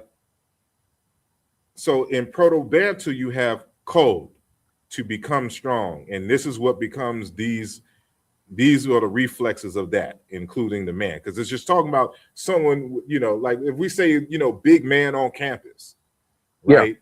Or like in slang, we'll say that he's him. What do we mean that he's him? He's him because he can do what ordinary people can't do. Whether that's at the job, in a sport, with the ladies, he's him. Whether it's because this dude like John Jones in the octagon, him. He's that man. He got the skills and ability, the power to execute and things like that. But you may have another person who's him because of the amount of money they make. Right? Question, sorry, real quick. In regards to the A40 that we're talking about, because I see it in a lot of time used in reference to Ptah and Osiris. So in those instances, would it be they're referred to as a powerful man or powerful person? I didn't catch the first name before you said Ptah. Ptah. Oh, Ptah. Okay. In Ptah's case, it is used in the abstract because the root of the word patah is pet, which means to create. There's also a patah word that means to create, to make, Okay. right? So it's just a personification of the creative force, Okay. right? That's responsible for architecture, building, just the creative process. That's Okay. what the personification of. Mhm. Osiris, on the other hand, okay, so I have an article on Osiris in a text dedicated to Shekhar Diop that I've talked about before. Mhm. And it just came out this year, even though I wrote it like 2 years ago. Hmm. And so I show where Osiris, because Osir, it has to do with a man. Yes. That's how it first started off, as a man. So the earliest depiction of Osiris is of a man. And so what the evidence shows and what I discuss in there, and I have my citations in there, is that the actual symbol that becomes Neter Mhm. was Osiris, Yep. right? So that is what becomes the humanoid symbol for Neter. Mhm. And then it is because this symbol was exclusive to Osiris Osiris. Yep. before it was used in conjunction with other deities and the like. So that discussion is in that text, and I Okay. believe I had a conversation about that before. But all of these are represented as Neter, and so there were sound changes in the ancient Egyptian to where on one layer you had Neter, and in the other dialect you had her. Yes. So Yes. so that's why I have the Proto-Bantu code to become strong, but that same Kodi is the word that becomes hawk and other kinds of dangerous animals, because it is the word for powerful and dangerous animals. Kodi. So Kodi, hawk is just one of them. So this is where it gets, and I show. That's why in which slide is this? Did I show it in this slide? No. No, I don't do it in this presentation. But Okay. I show you that just how we do Neter and in Kole, I can do this with all these two here, and have another lane here with her, the words for her. So to show you that the word Neter, the word Ka, and the word her are all the same word. They're just, because Egypt was a meeting place for different African groups and some non-African groups. And so what you have in a language is what we call a doublet. That means you have two forms of the same word that may have been introduced as a result of diglossia. Diglossia means that there's a gloss that exists in two time periods. Yes. That one period has access to the older time period, and they're still maintaining the older pronunciation. If that makes sense. So like yes. In English, if somebody, like how we have Latin words, Latin is a dead language. Latin gave birth to Spanish, to Portuguese, to French, etc. It no longer exists, but because in the early English speakers use Latin as a prestige language, a lot of Latin, even though Latin died off a long time ago, is now in the English vocabulary. That's but they're two different time periods. You know what I'm saying? So, which may be related forms to English, but in English it is now pronounced and used differently than how it was in Latin. But so this happens even in ancient Egypt, because you have Old Kingdom and Middle Kingdom. Middle Kingdom was used all the way into the Ptolemaic period. Right? as a liturgical language, just in a way that Coptic is used in Egypt now as a liturgical language. It's not spoken, but it's used for the Coptic church. Okay. Right? But they speak Arabic now. So they're speaking Arabic but using that script. Exactly. But I don't know if they use the script to write Arabic. I'm pretty sure they just use Arabic. But they use the script and they speak the language, at least what they can understand as far as Coptic in relationship to the Bible. So it's only used in the Coptic church context. Okay. Not in nobody goes around speaking to each other using Coptic. Right. I shouldn't say nobody, but if they do, it's very rare. Mm-hmm. They mainly speak to each other in Arabic. Right. And so I was trying to get to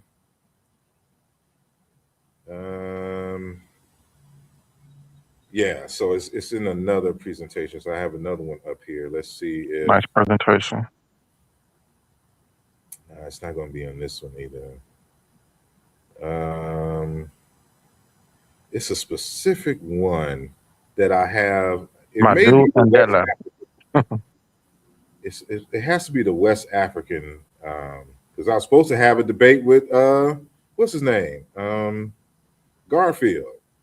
My girlfriend don't want no smoke with you on this. On the West African and ancient Egyptian, but he backed out of that one.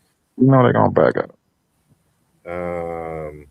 Only person that I see with you on this debate shit would be like a Smash Rockwell. You and Smash could get it in and have a epic debate, or just not even a debate. Just go back, just share information with one another. Just have a conversation.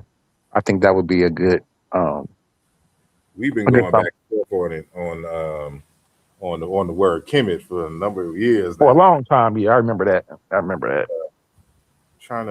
I know it's another slideshow, but I just wanted to show here, for example, like some of this I have in the article that I mentioned, talking about Osiris. Not steering. Let me make this big and slide, right? So then, this is one of the earliest written forms of the name Osiris. So you can see the seated man with the beard, determinative, right there. So Hetep di Nesut Osir, right? That's the offerings given to the king Osir. Got right. So here's another variant of the word Met Jet. I was trying to read it. Is that Met and then Jedu? Well, this is Kenti or Kent the foremost. Kent the foremost. Okay. A Westerners. Or offerings given to Osiris, foremost of Jedu. Yeah, Jedu. Right. And then we see the 049 determining at the end, let you know that it's an actual. So this is a personification, it's a deity, right? And so these are variations of the word Osiris throughout time. So there was something I was looking for. So those earlier ones that we saw with the falcon, those would be the first standards with the falcon, right there. Yeah, there those. But this see this is what we got to understand about the hieroglyphic script. Some glyphs were exclusively used in a particular context at the beginning, but then shortly after was used in multiple contexts. Yes. Right. And after a while it became interchangeable. So in the earliest times, you would only see this associated with the king. So this lets you know that this was a king. Right. Whether living or deceased, I believe. But then, or maybe a deceased king, but then it was also used for the living king, I believe. So matter of fact, a text, do I have the citation up here? I have two articles in this encyclopedia, an Encyclopedia of African Religion on Osiris, one, and on African Secret Society. So here's my entry on Asar right here, right? So back then I used to go by Asar Sarah Imhotep, son of Ra Imhotep. Mm-hmm. Anyway, so I don't have the picture of the citation that has a good discussion on it. Mhm. Okay, I'm gonna have to check you out. I didn't know you have that much published work. Yeah. You know, when people try to argue with me on the internet, I don't give them the time of day. Mm-hmm. Because again, as I was saying to brother Jose, Mhm. that you know, a lot of folks are new to me, but I'm not new to this. Exactly. You ain't it. Clearly. So, but I do want to cite this real quick, even though this. So I want to go back to something, to the question. Well, both of y'all ended up asking the same question, Mhm. but I believe I mentioned specifically to Jose this in terms of the kingship coming from the South and why that's important. So, for example, you know, he's now deceased, Dr. Christopher Eric. I believe he died like last year. So in his text that I had, so in this article, the African sources of Egyptian culture and language in Africa and Antigua Egipto, una civilización. This is Spanish, so that ain't my wheelhouse. So, but here's a citation. So if people want to know what I'm citing, 2001, pages 121 to 128. So Christopher Ayers says, in certain other key areas of culture, dynastic Egypt may owed a good deal to its Nilo-Saharan neighbors. In particular, the comparative cultural evidence best fits with the hypothesis of a southerly source for the ideology of Egyptian kingship. And unquestionably, the Nilo-Saharans, who along with the Egyptians, formed the Middle Nile cultural area, were Africans.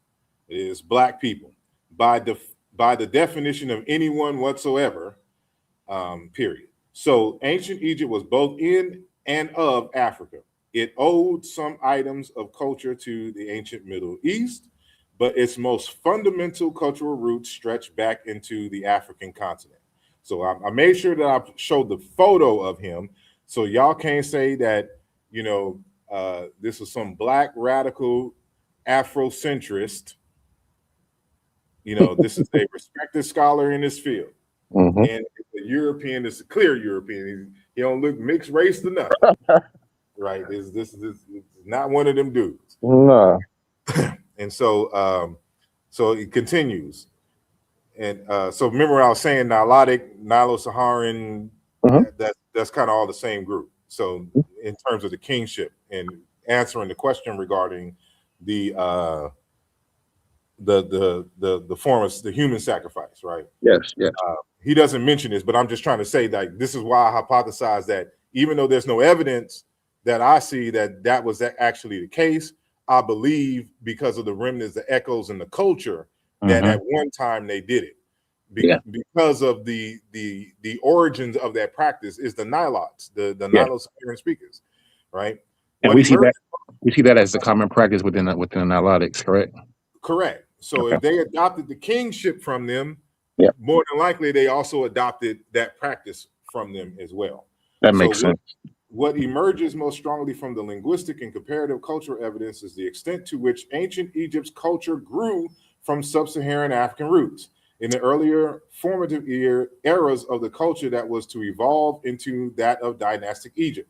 It was people from the south, from a region encompassed by, in very approximate terms, Eritrea and the southern Red Sea hills, who moved north into Egypt and brought into the primary features of a new economy and culture, along with Afro-Asian and Afro-Asian language. The people of the southern regions were most certainly Africans, that is, black people. That's in that bracket, that's me adding that. That is, black people.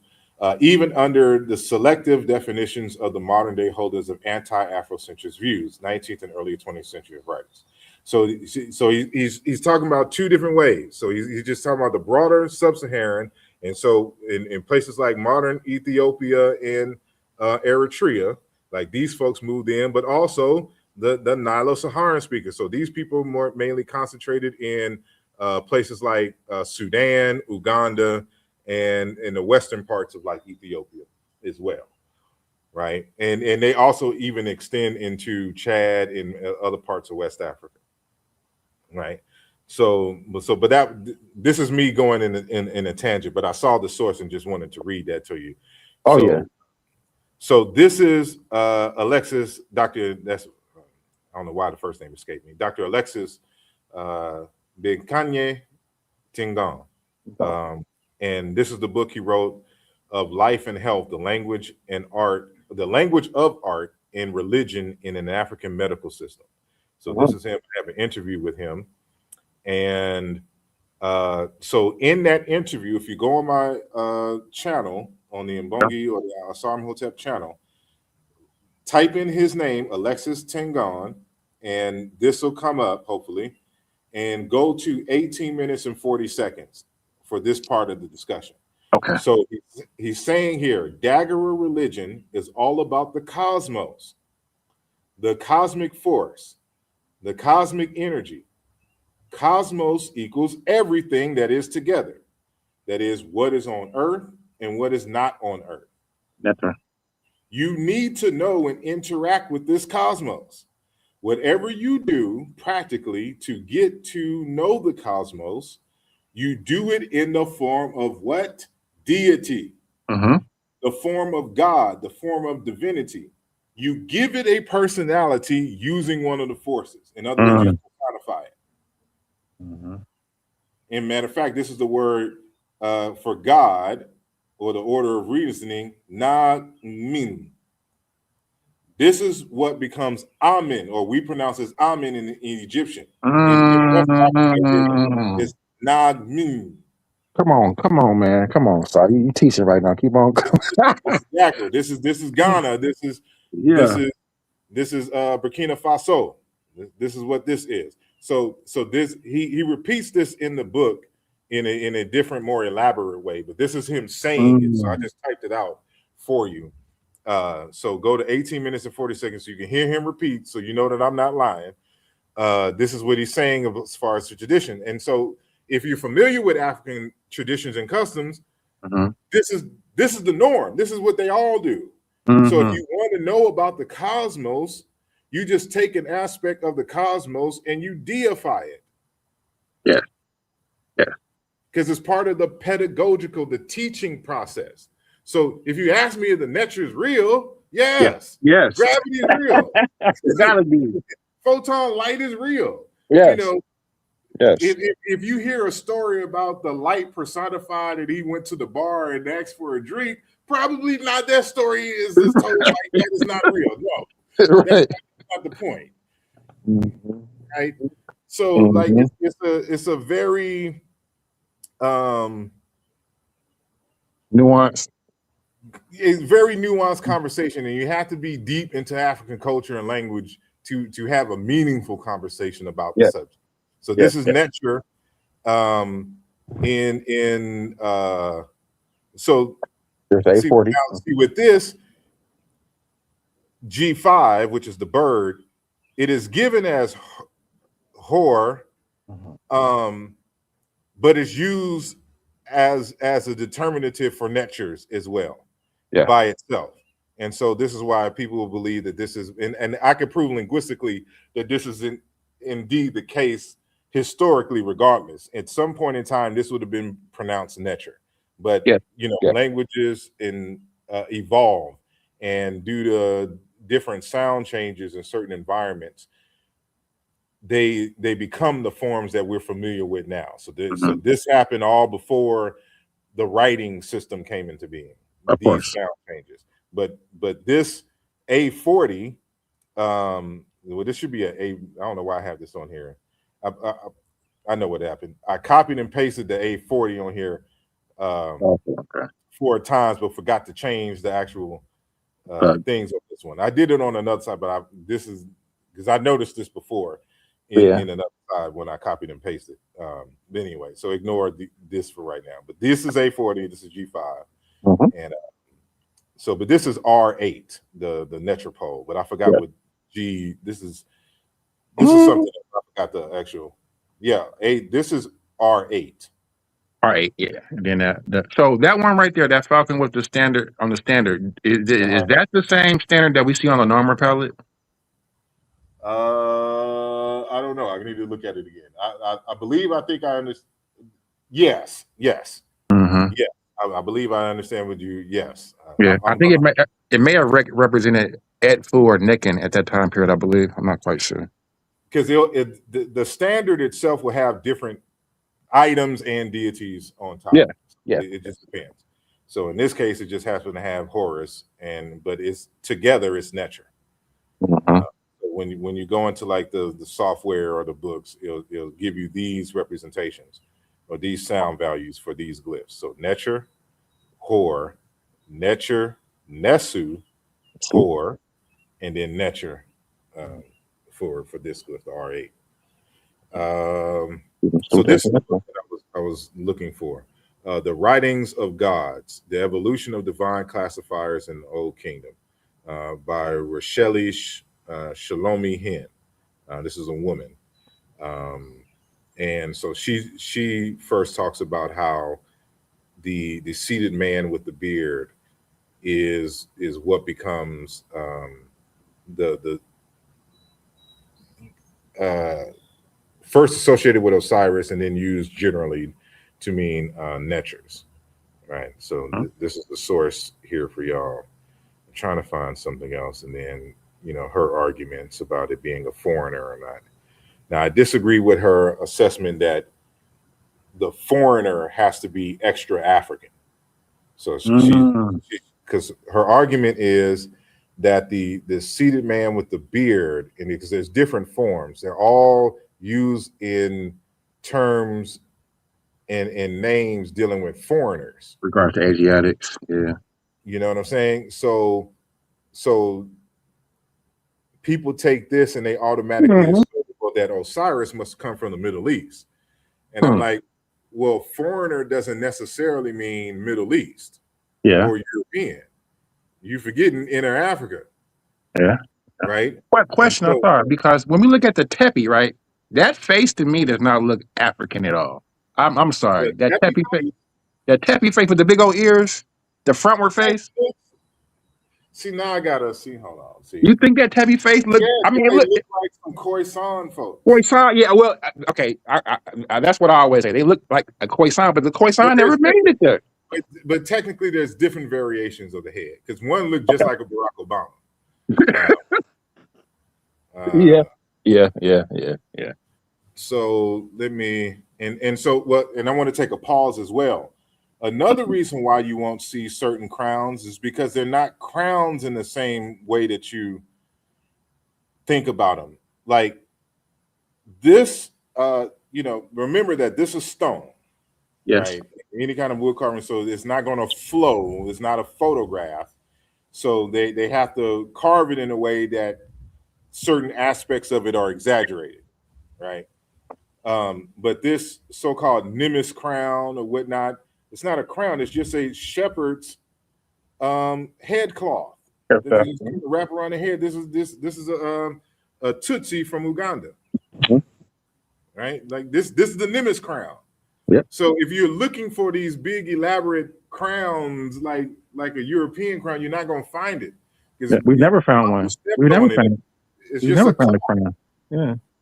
It's just regular. I think the only thing we found was like maybe the blue cat. Maybe, and that's the only one that I could think of that would probably be like a crown in the realest sense. But sometimes it could also just be hairstyles. Yep. And I have different presentation for that. But the Tahinu lot.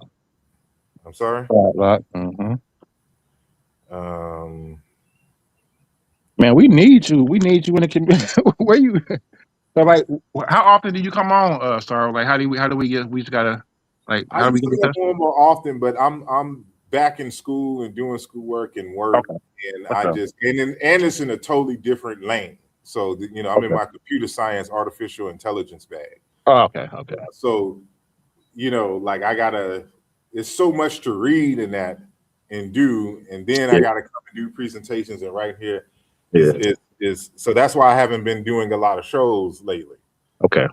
So, Makes but sense. so now I'm showing that. Okay, so when we go and look at the foreigners and their beards as depicted by the ancient Egyptians, they're usually always more full of form. Like this Mhm. is the Semitic beard, like that you see them Arabs and them, fake black Hebrew Israelites try to wear and say that that's not the divine beard that the ancient Egyptians had, No. which you find in inner Africa as well. Right. So that's why I'm saying that the foreignness need not be Mhm. Middle Eastern, because they represented their beards differently. Differently. Yep.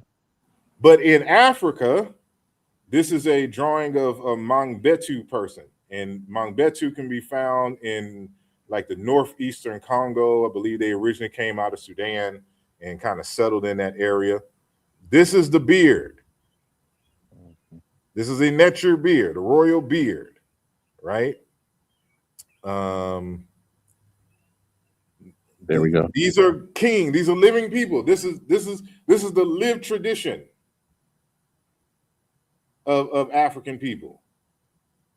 We don't have to make up anything. We can just step outside in Africa and you see what is captured on the walls and the hieroglyphs with your uncle walking by. Mhm. These are all chiefs. These are all kings.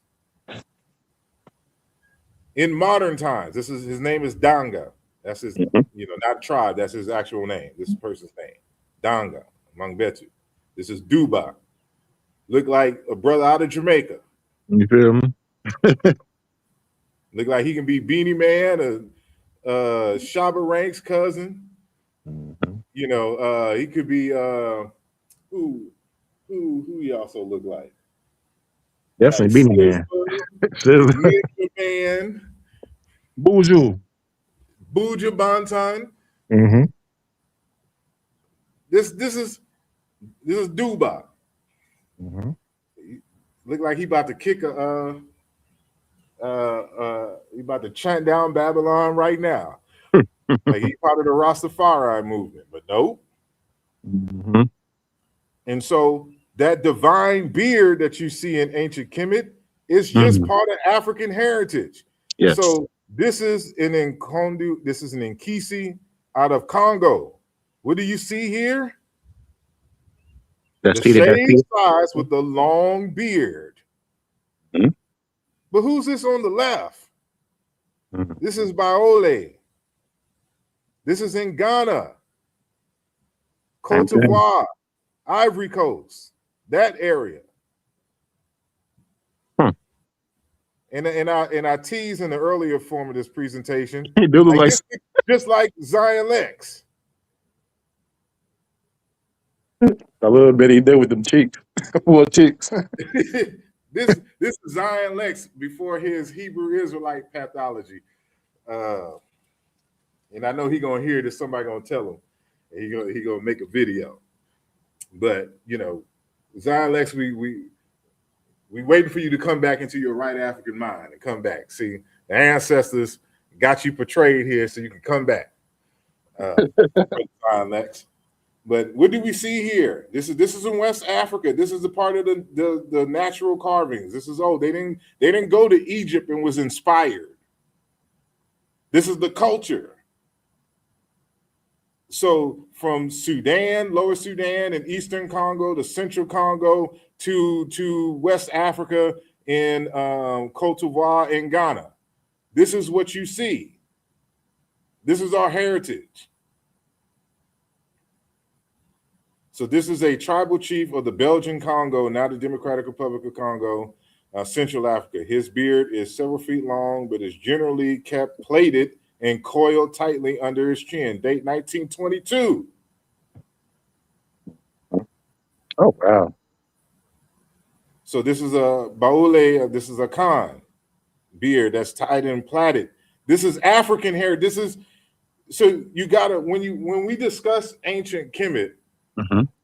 at least from my school of thought, we always discuss it within a larger African context because Yes. there's many conversations that can be had. Some of this stuff is inherited from the great mother culture. Uh-huh. Some of this stuff is due to migrations from Egypt. Some of this is migrations into Egypt and that the Egyptians borrowed, right? And some of this is due to trade and trade in terms of contact with each other, or, for example, and this is a hypothetical here, but not so hypothetical. So we know for a fact that the ancient Egyptians used to come down the Nile and trade with Eritrea all the way down to Somalia. But they also would come down to as far as down to Uganda, northern part of Uganda, and into Chad. Yes. Right. So, and there's hieroglyphs. There's actual hieroglyphs in Chad, in the rocks, right, Yeah. from a particular period that documents a voyage. So we know that the Egyptians were going into during pharaonic times as far as Chad is concerned. And of course, on the other side of Chad is Nigeria. And these are modern borders, not ancient, right? So that's another thing we got to keep in mind. But let's just say, for example, that during one of those expeditions to Chad, there's some material culture, there's probably some social culture that was exchanged and developed there in Chad. Oh, yeah. Now, the Chadians or whatever group of Chadians now interact further west with some folks in modern Nigeria who haven't met the ancient Egyptians, but met those Chadic folks who met the Egyptians. And now they adopt those same material and social cultural things. Those culture facts is what we call them. They adopt them, but they didn't get them directly from the ancient Egyptians. They got them from the Chadic folks who interacted with the ancient Egyptians. So those are also possibilities, and we have evidence for those in certain contexts. So you when we're having a discussion, like any scholar is always cognizant of all the possibilities, and we discuss and look for evidence in each one of these types of scenarios. Right? But this is definitely an issue of, just like with the leopard skins, an issue of general African culture that ancient Egyptians just inherited for being Africans, right? And then other aspects of more direct borrowings from other people who are closer to them in time and in space, right?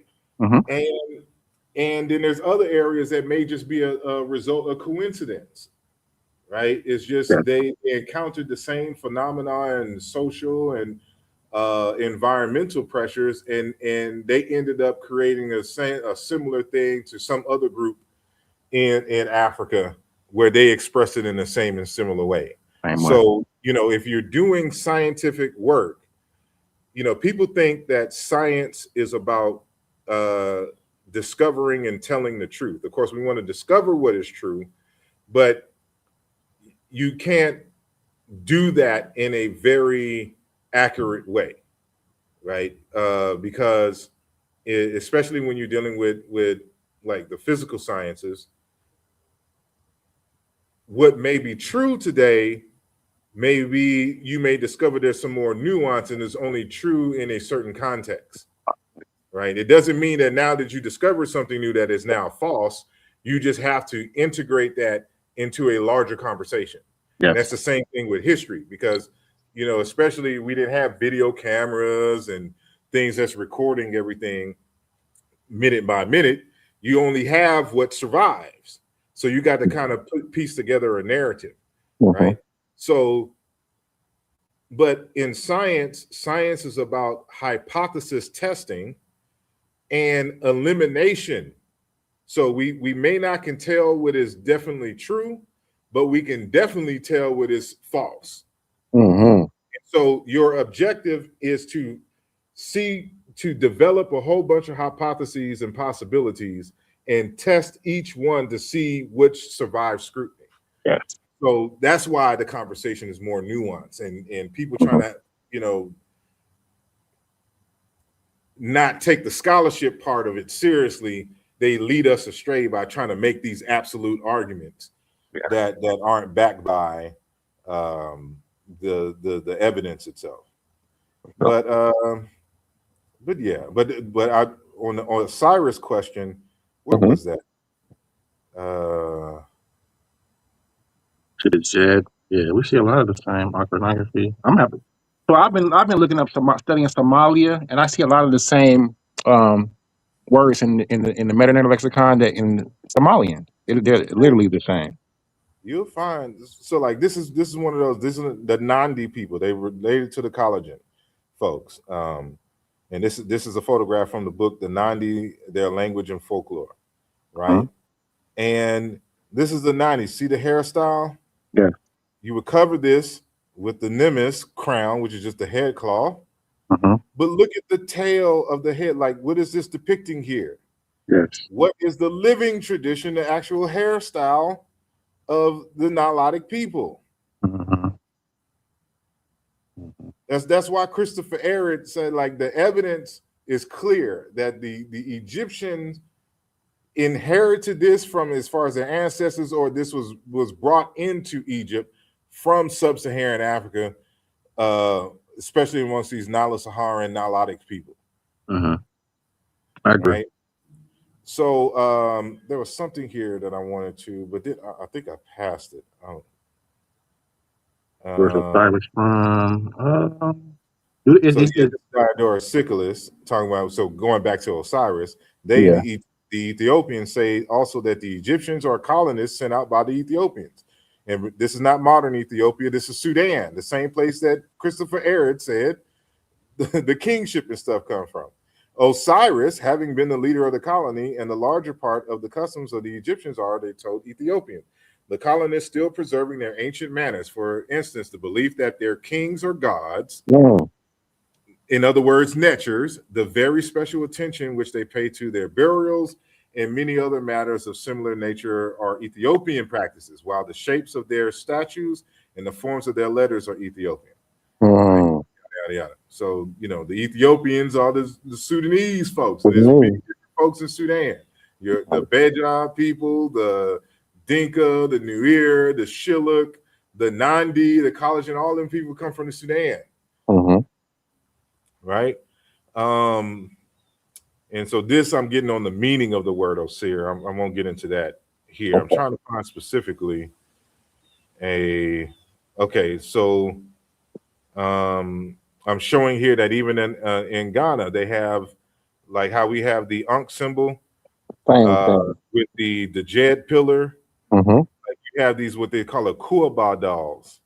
And they have the Jed pillar carved on the back of the head part like this. So this is the back of the Akuaba. And that word Akua is a variant of the word Kwa or Inkwa, which means life. So you can say Akua and Akan, or you can say Inkwa. They're both life. They're cognitive. They're the Akan's way, a variant of saying what the ancient Egyptians say, to how we pronounce it as Ankh. And so when you say a Kuaba, so this is an Akuaba doll. Yes. Right. So how this works is, say you and your wife are looking to get pregnant, but you're having difficulty. So this is, of course, before, fertility treatments and understanding of impotency and all this other kind of stuff either. So you would go to a priest and say that, we're trying to get pregnant, can you help us out? And what the priest would do is carve what is called an Akuaba doll. So the ba is the word for child, or a small person or life. It's a shortened version of the word ble. Have you ever heard of the golden ble? The golden child. No, not the golden child. In the amongst the Dagara people in Burkina Faso. No, I have not. Okay, so they're supposed to be these little small beings with long beards, long hair, that are very powerful in magic or whatnot. They're called motia in Ghana, in the lower part of Ghana. Sounds like the Twa or the Denetic or the Nim. You know, they go by different names in that Mhm. region, right? Yep. So, Mhm. but I was only saying that the word Koltum Blay, that word Blay also means child. So Yeah. this is that same word Ba that means child. It just dropped the le part, you know, Yeah. that's in Burkina Faso. That's the only. So it's the life of a child, a Kuaba, the doll. So they would carve this doll, and the woman would wear this on her back. So you know how African women, they tie their children Mhm. around their waist with a particular cloth on there, and they just walk around with the baby on the back. Yes. That's what this is. So this is an Mm. earlier form of what we would call today a vision board. Yes.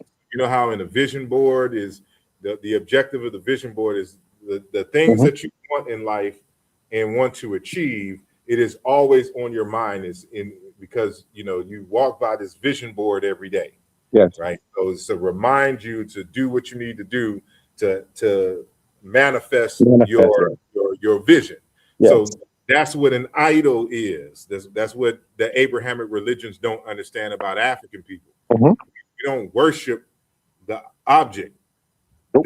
They serve either in a pedagogical fashion to hold information as a kind of a dictionary, Mhm. or they are used in this fashion to where we are trying to achieve something. So this represents something and it stays on our mind because we're always in contact with it. So I want a child, I create an image of a child, even though it's an abstract child. And because I'm concentrating on that, I'm resonating now with the spirit of children. And so the idea is that, you know, just like I'm concentrating on my vision board, I have this on my mind, and that spirit will come into me. And when we Yes. do, we will have a child. So that's what an Yes. Akuaba doll is. So, but you can see that same life, Akua, Inkwa, in the Djed is part of the artwork amongst the Akan. And Yeah. Same symbol. so Same meaning. yeah, so you know, this is going into some other stuff which I don't want to go into now, but yeah, let me see. Definitely. Right there, the Waset, the Y scepter. Mm-hmm. Yeah, and I show how the wasp scepter is in West Africa. It manifests itself as in the Yoruba tradition. This word becomes Ashe, Hmm.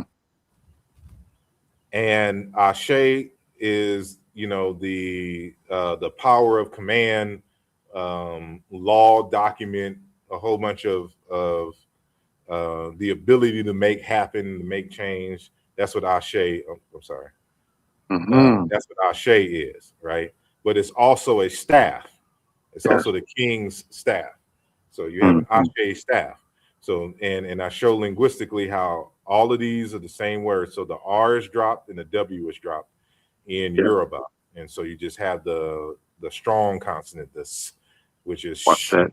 And so a bi form of this word is eshu, and so because it's a root, it's a word that deals with power and kingship.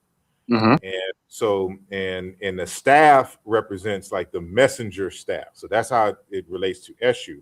But upon the Nupe people in Nigeria, they pronounce it Etsu, and it becomes the word for king. And so that's why you see in this next slide. Okay, well, here's the linguistic part of my linguistic proof, showing you that Wisir or Wisser and Was are the same word, and the syllables are just switched. Yes. Right? But you know, Ashe, authority, power, law, command; Was, dominion, have dominion; Wisser, powerful, strong; Wisser, wealthy, wealthy man, influential, rich. prosperity, fortunate in terms of wasp, prosperous prosperity. And then Ashe is also the force to make all things happen and multiply. And then you have Wisir, the staffs, the rods, Isir, a scepter or tamarisk wood, the wasp scepter, and Ashe scepter, right? It's regular sound meaning correspondences, and we can show and go through a whole list of forms that's showing you that when we say wasp scepter, you're saying Ashe scepter. And in wasp, in terms of power, you're saying Ashe. That's the fuller form in Egyptian is wasp. But in the Yoruba language, how you doing? It becomes Ashe. Right. So where was I going with this?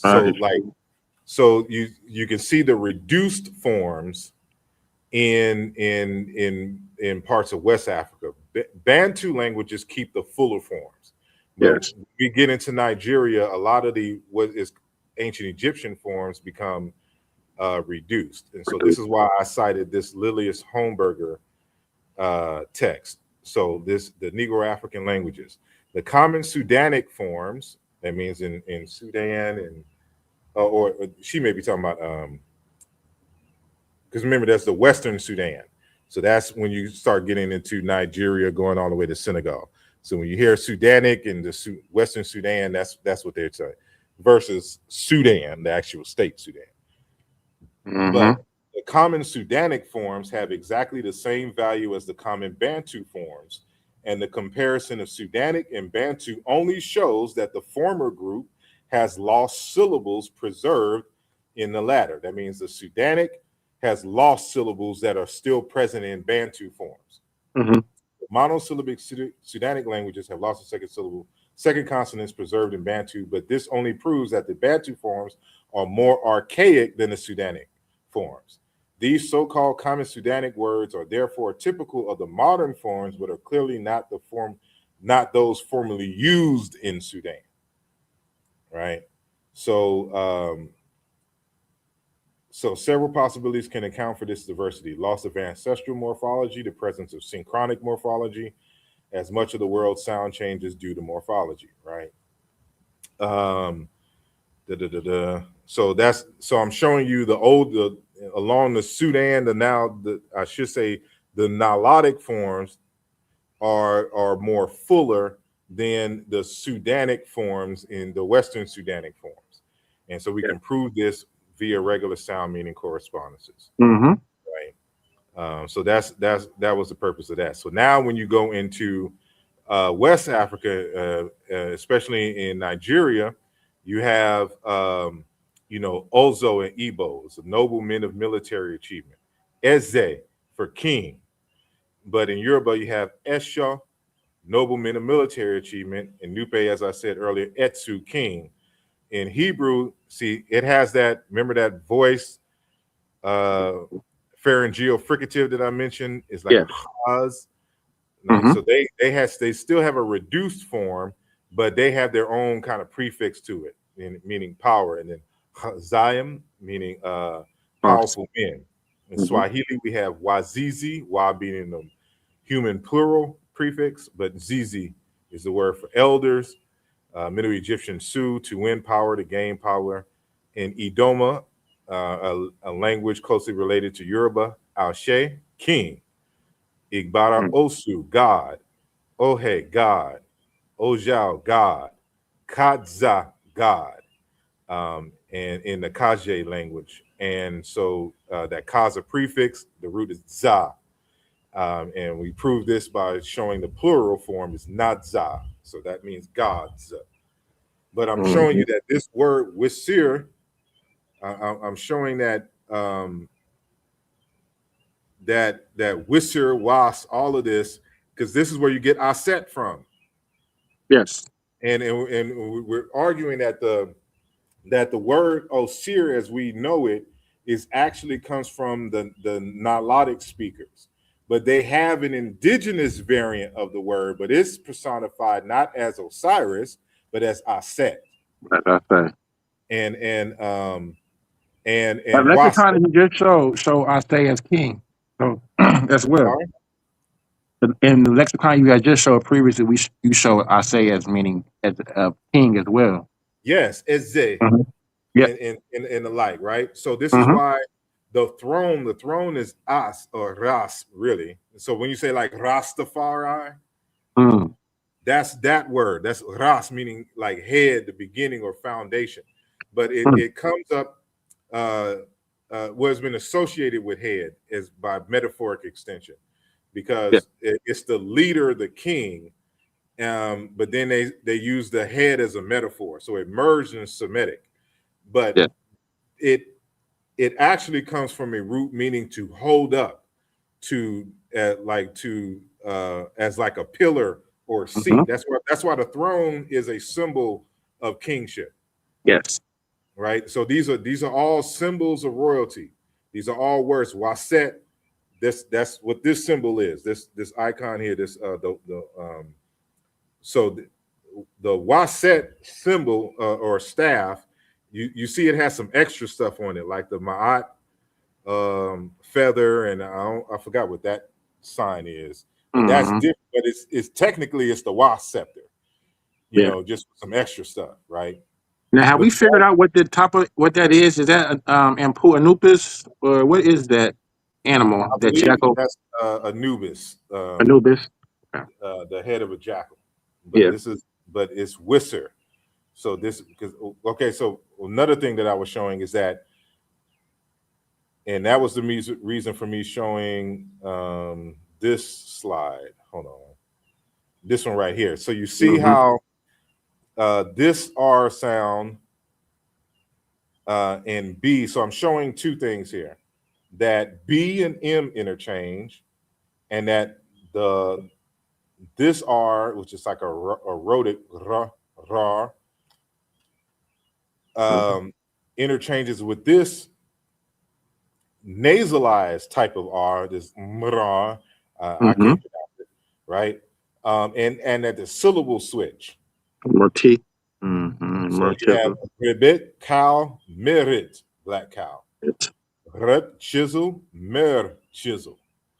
Rawa, the B becomes W, death, to be dead. Merha, to decay, to pass away. In other words, to die.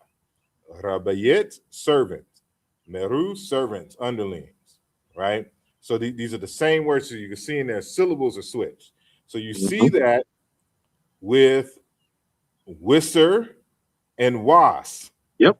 the same word. So, whether these are two different dialects or what was going on, that has yet to be determined, but the evidence showing that these are the same words, just two forms of the same word in the same language, Same language.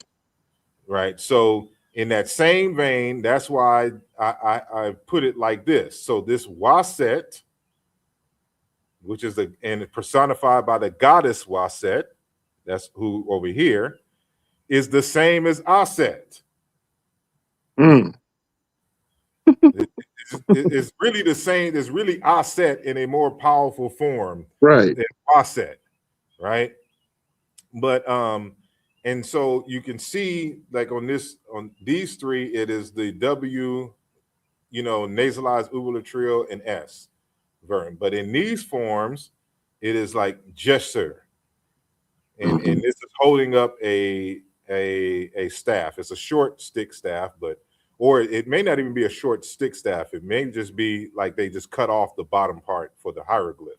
Right. And this looks more like a spear Yeah. and Yeah. staff, but the word gesture means a staff as That's well. This is the hieroglyph for it. And then you have ser, which is a word for like an elder, but he's holding the staff, like an elder staff, right?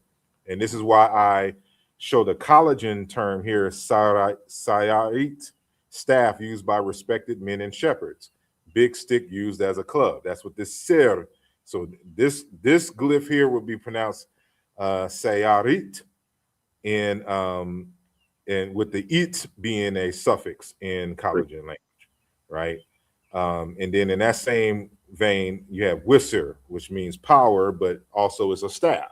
It's a Yeah. wisser staff, right? So just showing, like, you got to get deep into the language, and you got to know linguistics as well to know what to look for, to Mhm. know this to even think of looking for these patterns to see if they exist, right? So yeah, so that's what it is. So that's what we see here. So you have Aset in Osiris in West Africa. They're just not personified as such. But you walk by Osir, you walk by Aset all the time. If there's a king and queen or somebody of military achievement, because that's what the words they use, the ancient Egyptians use in another context, right? So is more on the leopard skin, right? That's another lecture. Yeah, this is going into something else entirely. We saw that those leopard skins when you were showing those two different armies, the Nehesi army group and then the Egyptian one we showed earlier. I believe it. Show or yeah, it was in the slide. So let's see. Or was it? I can't remember the name. Yeah.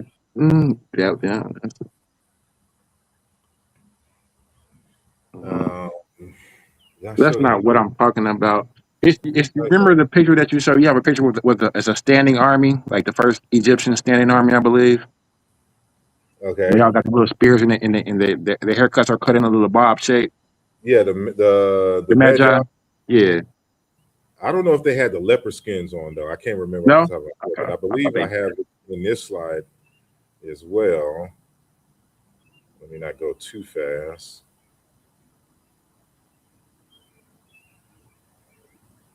I thought I seen it. It may have been right there. So are those leopard? No, they're not. Okay. Yeah, because I don't remember them. Because the leopard skin is used more in a priestly function than in a warrior context in ancient Egypt. Okay, that makes sense. So when you see that, that's priesthood business going down in that context. I need to find. So I wonder what's the significance with that leopard print or the jaguar with the priesthood. Like, what's the significance? There's various different things because in some outside of Egypt, the leopard skins can denote an expert, like what we would call a professional, an expert in something. Yeah, we say priest. I hate using the word priest because it makes everything sound so religious, right? But I have so many slideshows.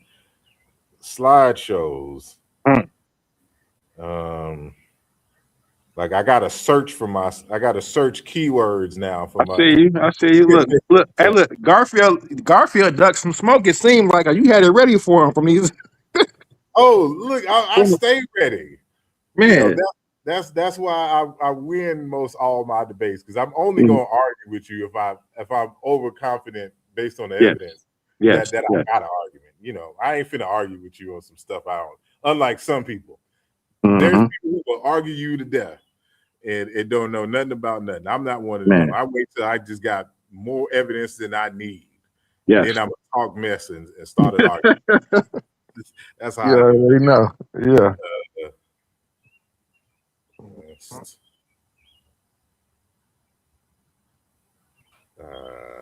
It's just. You wrote it.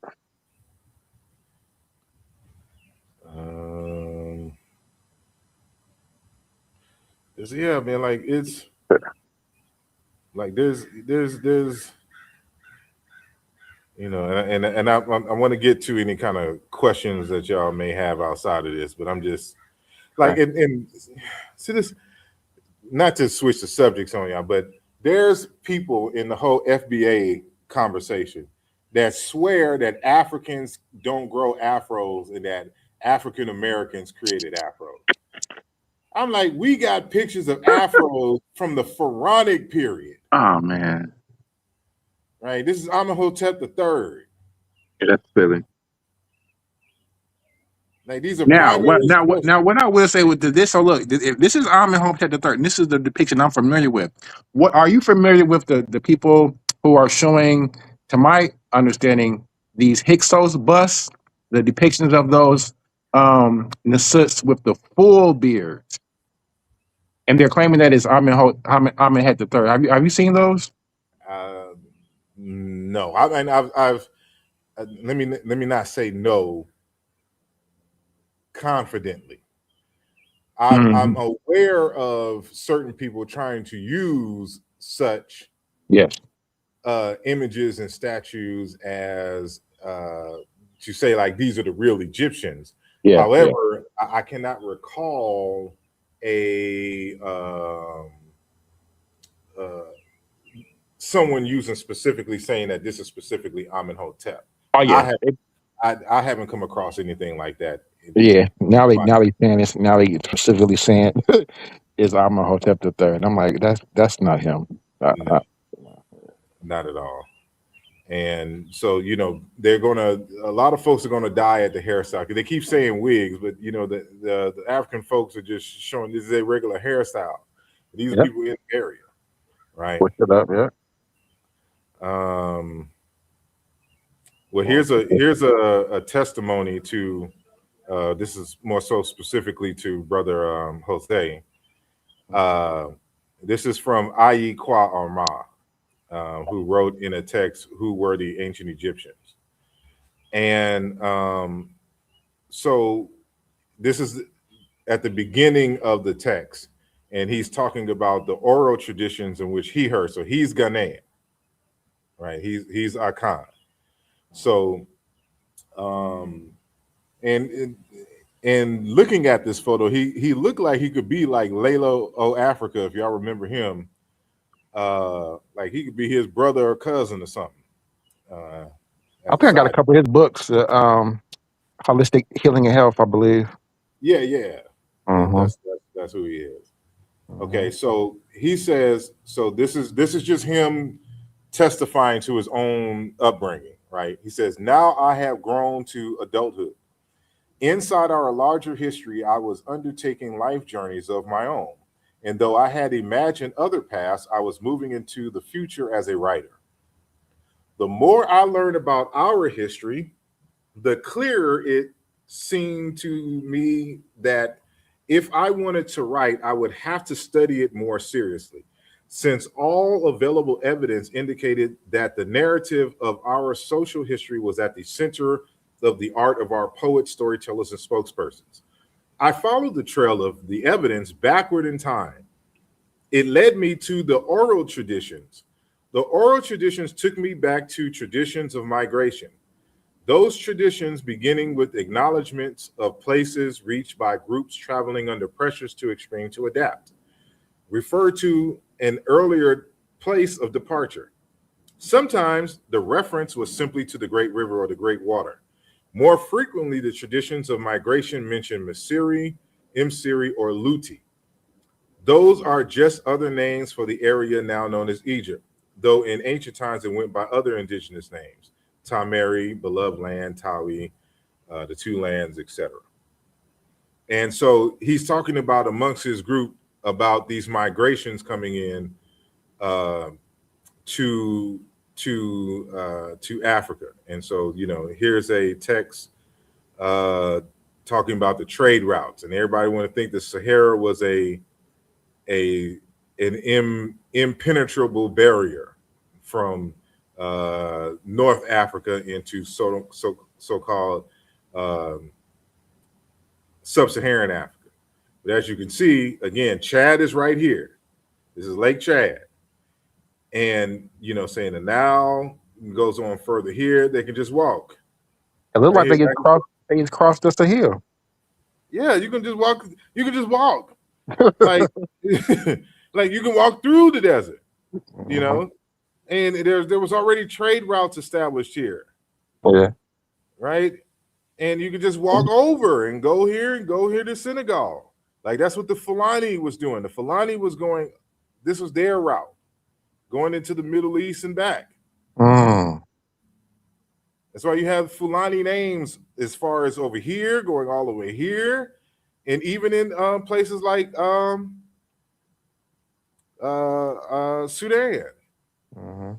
They're all the same name, and these are their relatives with a Habaru, They have relatives as far as the Hebrews, the Arabs. You know, they intermingling and mix with those folks. Yeah. Like it's a nuanced conversation, but anyway, I don't know what I was doing with that information, but And in the canoe, Vietnamese name. so many I slides. see. As a matter of fact, look in Kargur Tal rendition dating back to 6,000 to 7,000 before present. You see the Right? red crowns. This is the wasp symbol. Oh wow! These are drawings, and this stuff is old. I need this source. Wadi Kosh. Okay. Yep. So this is the Egyptian right here. This is the Kargur Tal, dating back 6,000 to 7,000 BP before present. Oh wow! Which would be what? 5,000 and 4,000 BCE. So this is this same tall, dark-skinned Nilotic group with the wasp scepter. And this is in 4,000 BCE, sometime later in ancient Egypt, in Wadi Kosh, Upper Egypt, with the red crown. That's Tamehu. Tamehu. No. Oh, No? I mean, yeah. I'm sorry. Yes. Right. This is Hyrcanopolis in the tomb 100 at 3,500 BCE. The wasp scepter. This one has the hooks. So we see how those two lions are around him, right? Now, the one palette, Norman palette, where we see the two animals intertwined, wrapped around each other. Is that that comes from the Middle East? I know which one you talk about, and that may be a later rendition of an already Egyptian theme, as we can see from this Hieronychus tomb. Yeah, that's what I was thinking. Like maybe that's where that came from. I see the two lions, so maybe it represented that balance, or I'm not quite sure what it meant. Actually, that's why I was asking. Yeah, we can only speculate, but that's why it's important. I'm telling y'all, get them books, them big, thick coffee table books on pre-dynastic art and stuff like that. If you can find them, if you can get them. Because it's going to have all this stuff, right? And I always have this test: which staff is Egyptian? Y'all take a guess at it. There's 3 different images: A, B, and C. Which one's the Egyptian staff? Which one would be Egyptian? I would say C. No. B. Y'all see the bottom? I'm gonna say B. Okay. I'm gonna go with B. All righty. So it's actually A is the Egyptian. Oh wow. World Museum. This is A. B is in Senegal, Fulani, the Pule folks. This is the Fulani staff. And C is from the Nanakana of Ghana, which is in the Ifa Museum, Dakar. So we see that jackal head has been wow. And I forgot what date this was, but this is not we saw this in an ancient Egyptian Egyptology book, right? These are the front of those Akuaba dolls I was talking about. Right.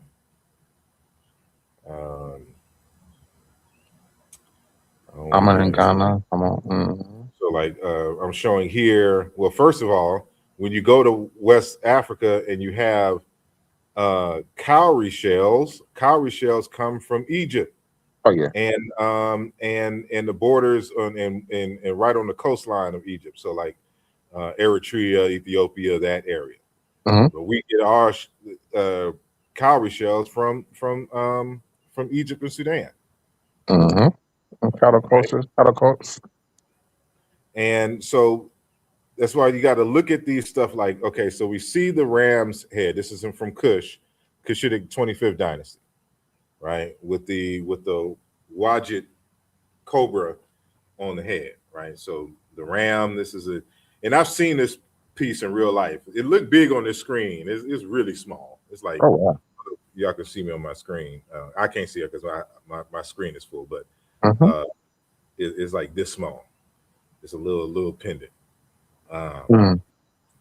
Same thing with this. It's the ram's head with the sun and the cobra, also of the Kushite period, Mhm. right?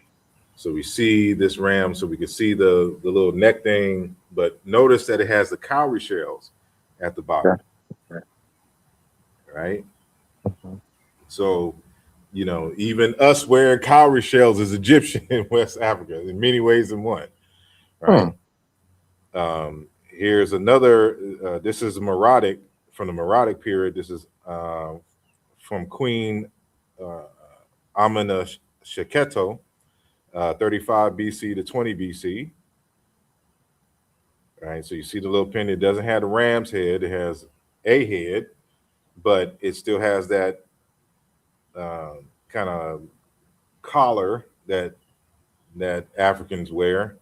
But at the bottom, it has the cowrie shells, Mhm. right? And so I go into the presence of cowries in Africa can be traced back to the 8th century.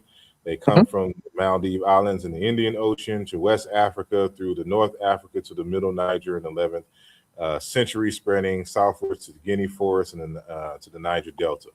There were two types of cowries in circulation at the time: Cypri analis and what is this? Cypri moneta, right? Yada yada yada. But it comes from we get ours from East Africa in terms of Egypt, Sudan, and it was used as currency. That's how we got it. But you can see in this earlier period, it was also part of the artwork brought about by the Kushites, right?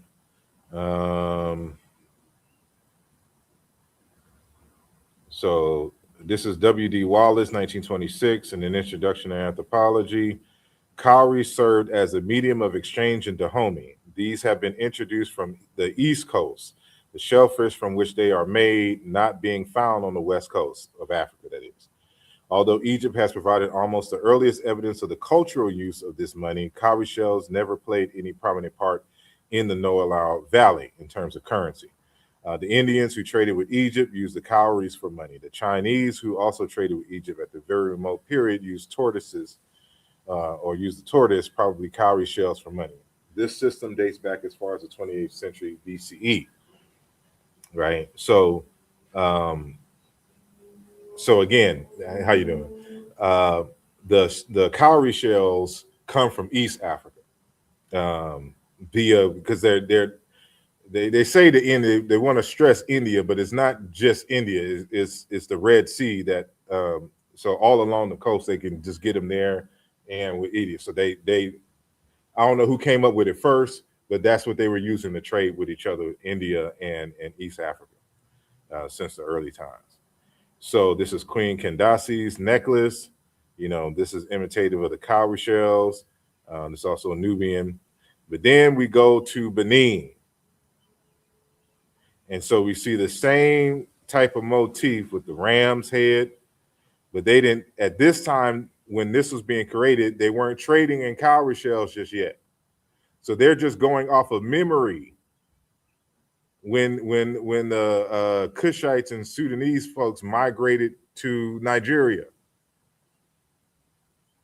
So this is Amun basically in Benin. This is Benin art. And this is a pendant, a ram head, 17th, 19th century from the Edo peoples. Because there was a group, see, people don't understand, like there was a group of metallurgists that used to travel all across the Middle East and in Africa doing trade. That's how the Nigerians got this stuff. The Ekine, it's a group still out there called the Ekine. And you find them, the kine, in ancient Egyptian lore, and you find them in the Bible, all traveling metallurgists. Right. This is a metal collection. Such a U-shaped pendant was worn by the Oba and important dignitaries attached to a belt around the waist. It's Nigeria, Benin, plaque with ram's head. I forgot the date of this object, but these are old. These aren't new creations. So this one is from the 16th century, the 1500s.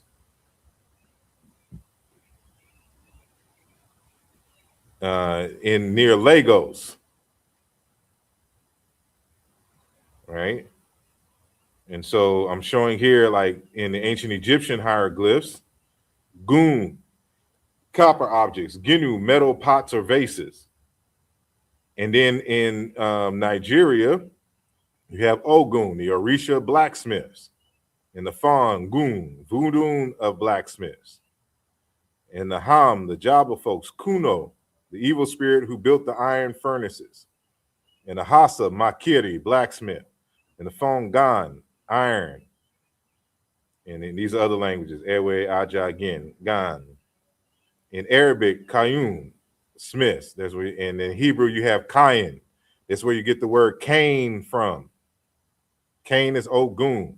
And we have linguistic, we could show linguistically that this isn't chance coincidence. Cain is Ogun. So they vilified Ogun in the Hebrew lore and made him the villain, whereas he's a hero in West Africa. Right.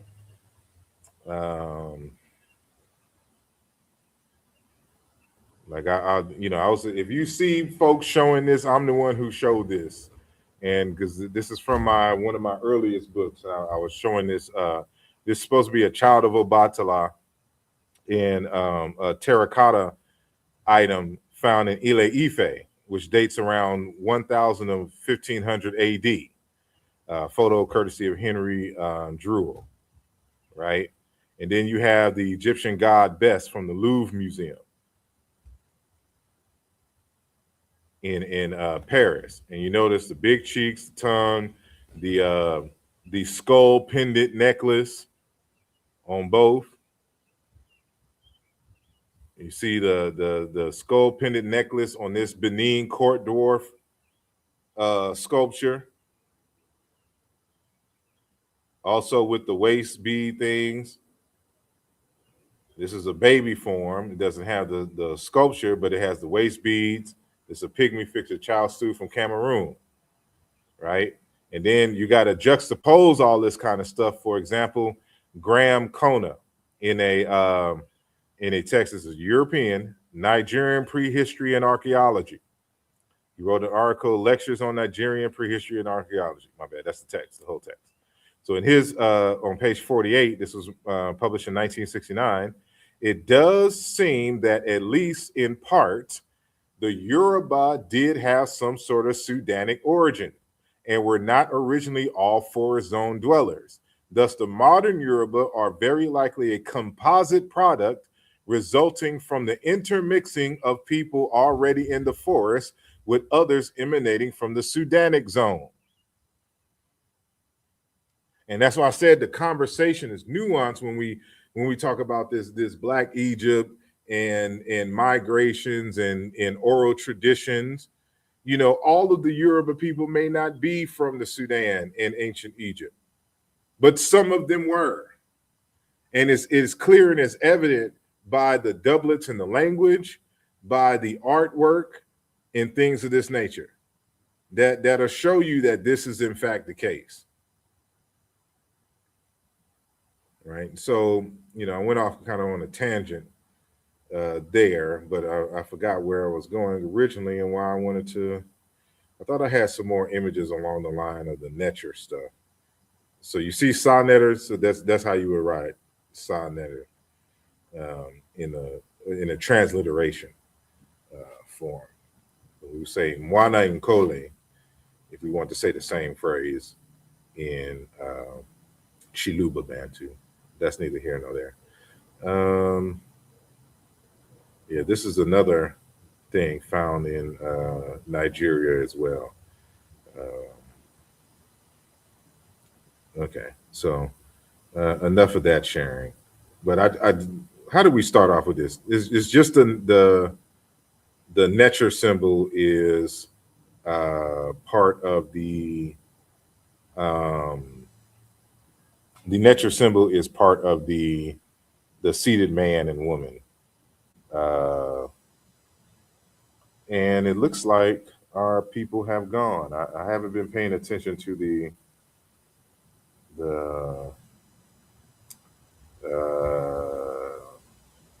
this. I'm sorry, 431. It says your Sonnetter is live now. Jabari and Tahuti talking about the Meta Netcher. And he says based on the Sudan. Uh, Someone says I posted a Kurba and Unk video today.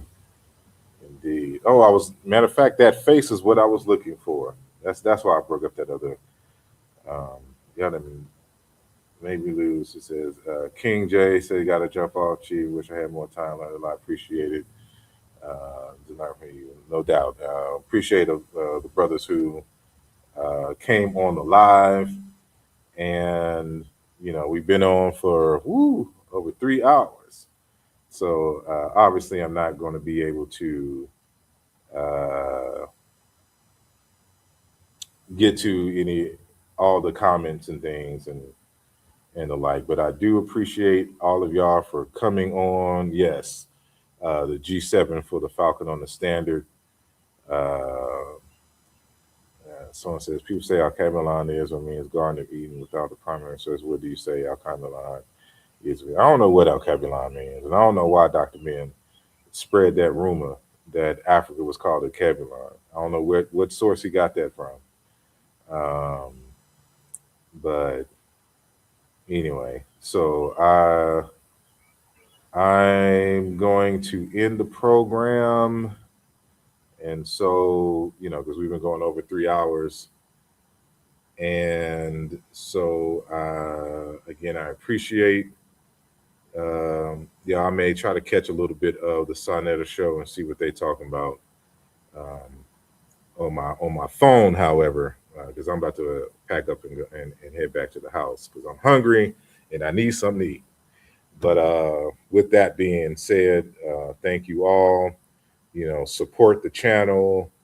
You can join the Patreon. You can give donations via the Cash App, or and I don't know, they haven't been showing up lately. We also have T-shirts for sale, and we hooked up with the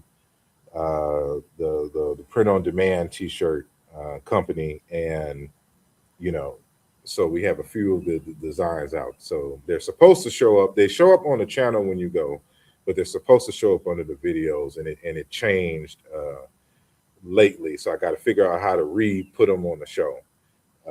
So hopefully I'll get that fixed soon, so y'all can see some of the designs y'all want to support. And peace and blessings, and thank you to Growing with Soul for the donation. Is very much appreciated. Thank you very much. And so shout out to everyone who was watching live on the Facebook pages, on the Harold Johnson page, as well as the Osir Imhotep page. Is very much appreciated. And so with that being said, we wish y'all farewell. And don't forget, let me say this before I go. Tomorrow at 9 p.m. Eastern, we will have the interview with Dr. Obari Cartman, talking about men's mental health and the like, and our good brother Hassan Williams, who's part of the Hoppy team. He's the host of the Hoppy Talks channel, along with brother Taki and sister Felicia. And so very powerful show, and it's going to premiere on tomorrow, Monday the 20th at 9 p.m. Eastern Standard Time. So make sure that y'all check that out. Let me stop that scroll. And so, with that said, y'all have a good rest of your day, and maybe you have a powerful week. And we'll be back here tomorrow. Hotep.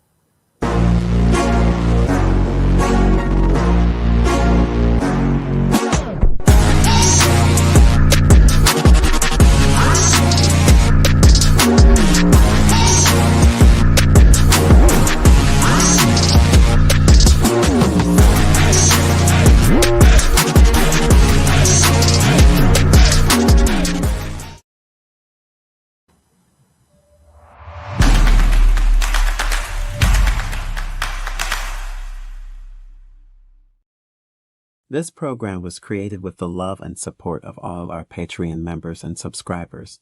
If you are not a member yet and would like to see more content like this, consider becoming a member today. The link is in the description of this video. Your support is greatly appreciated.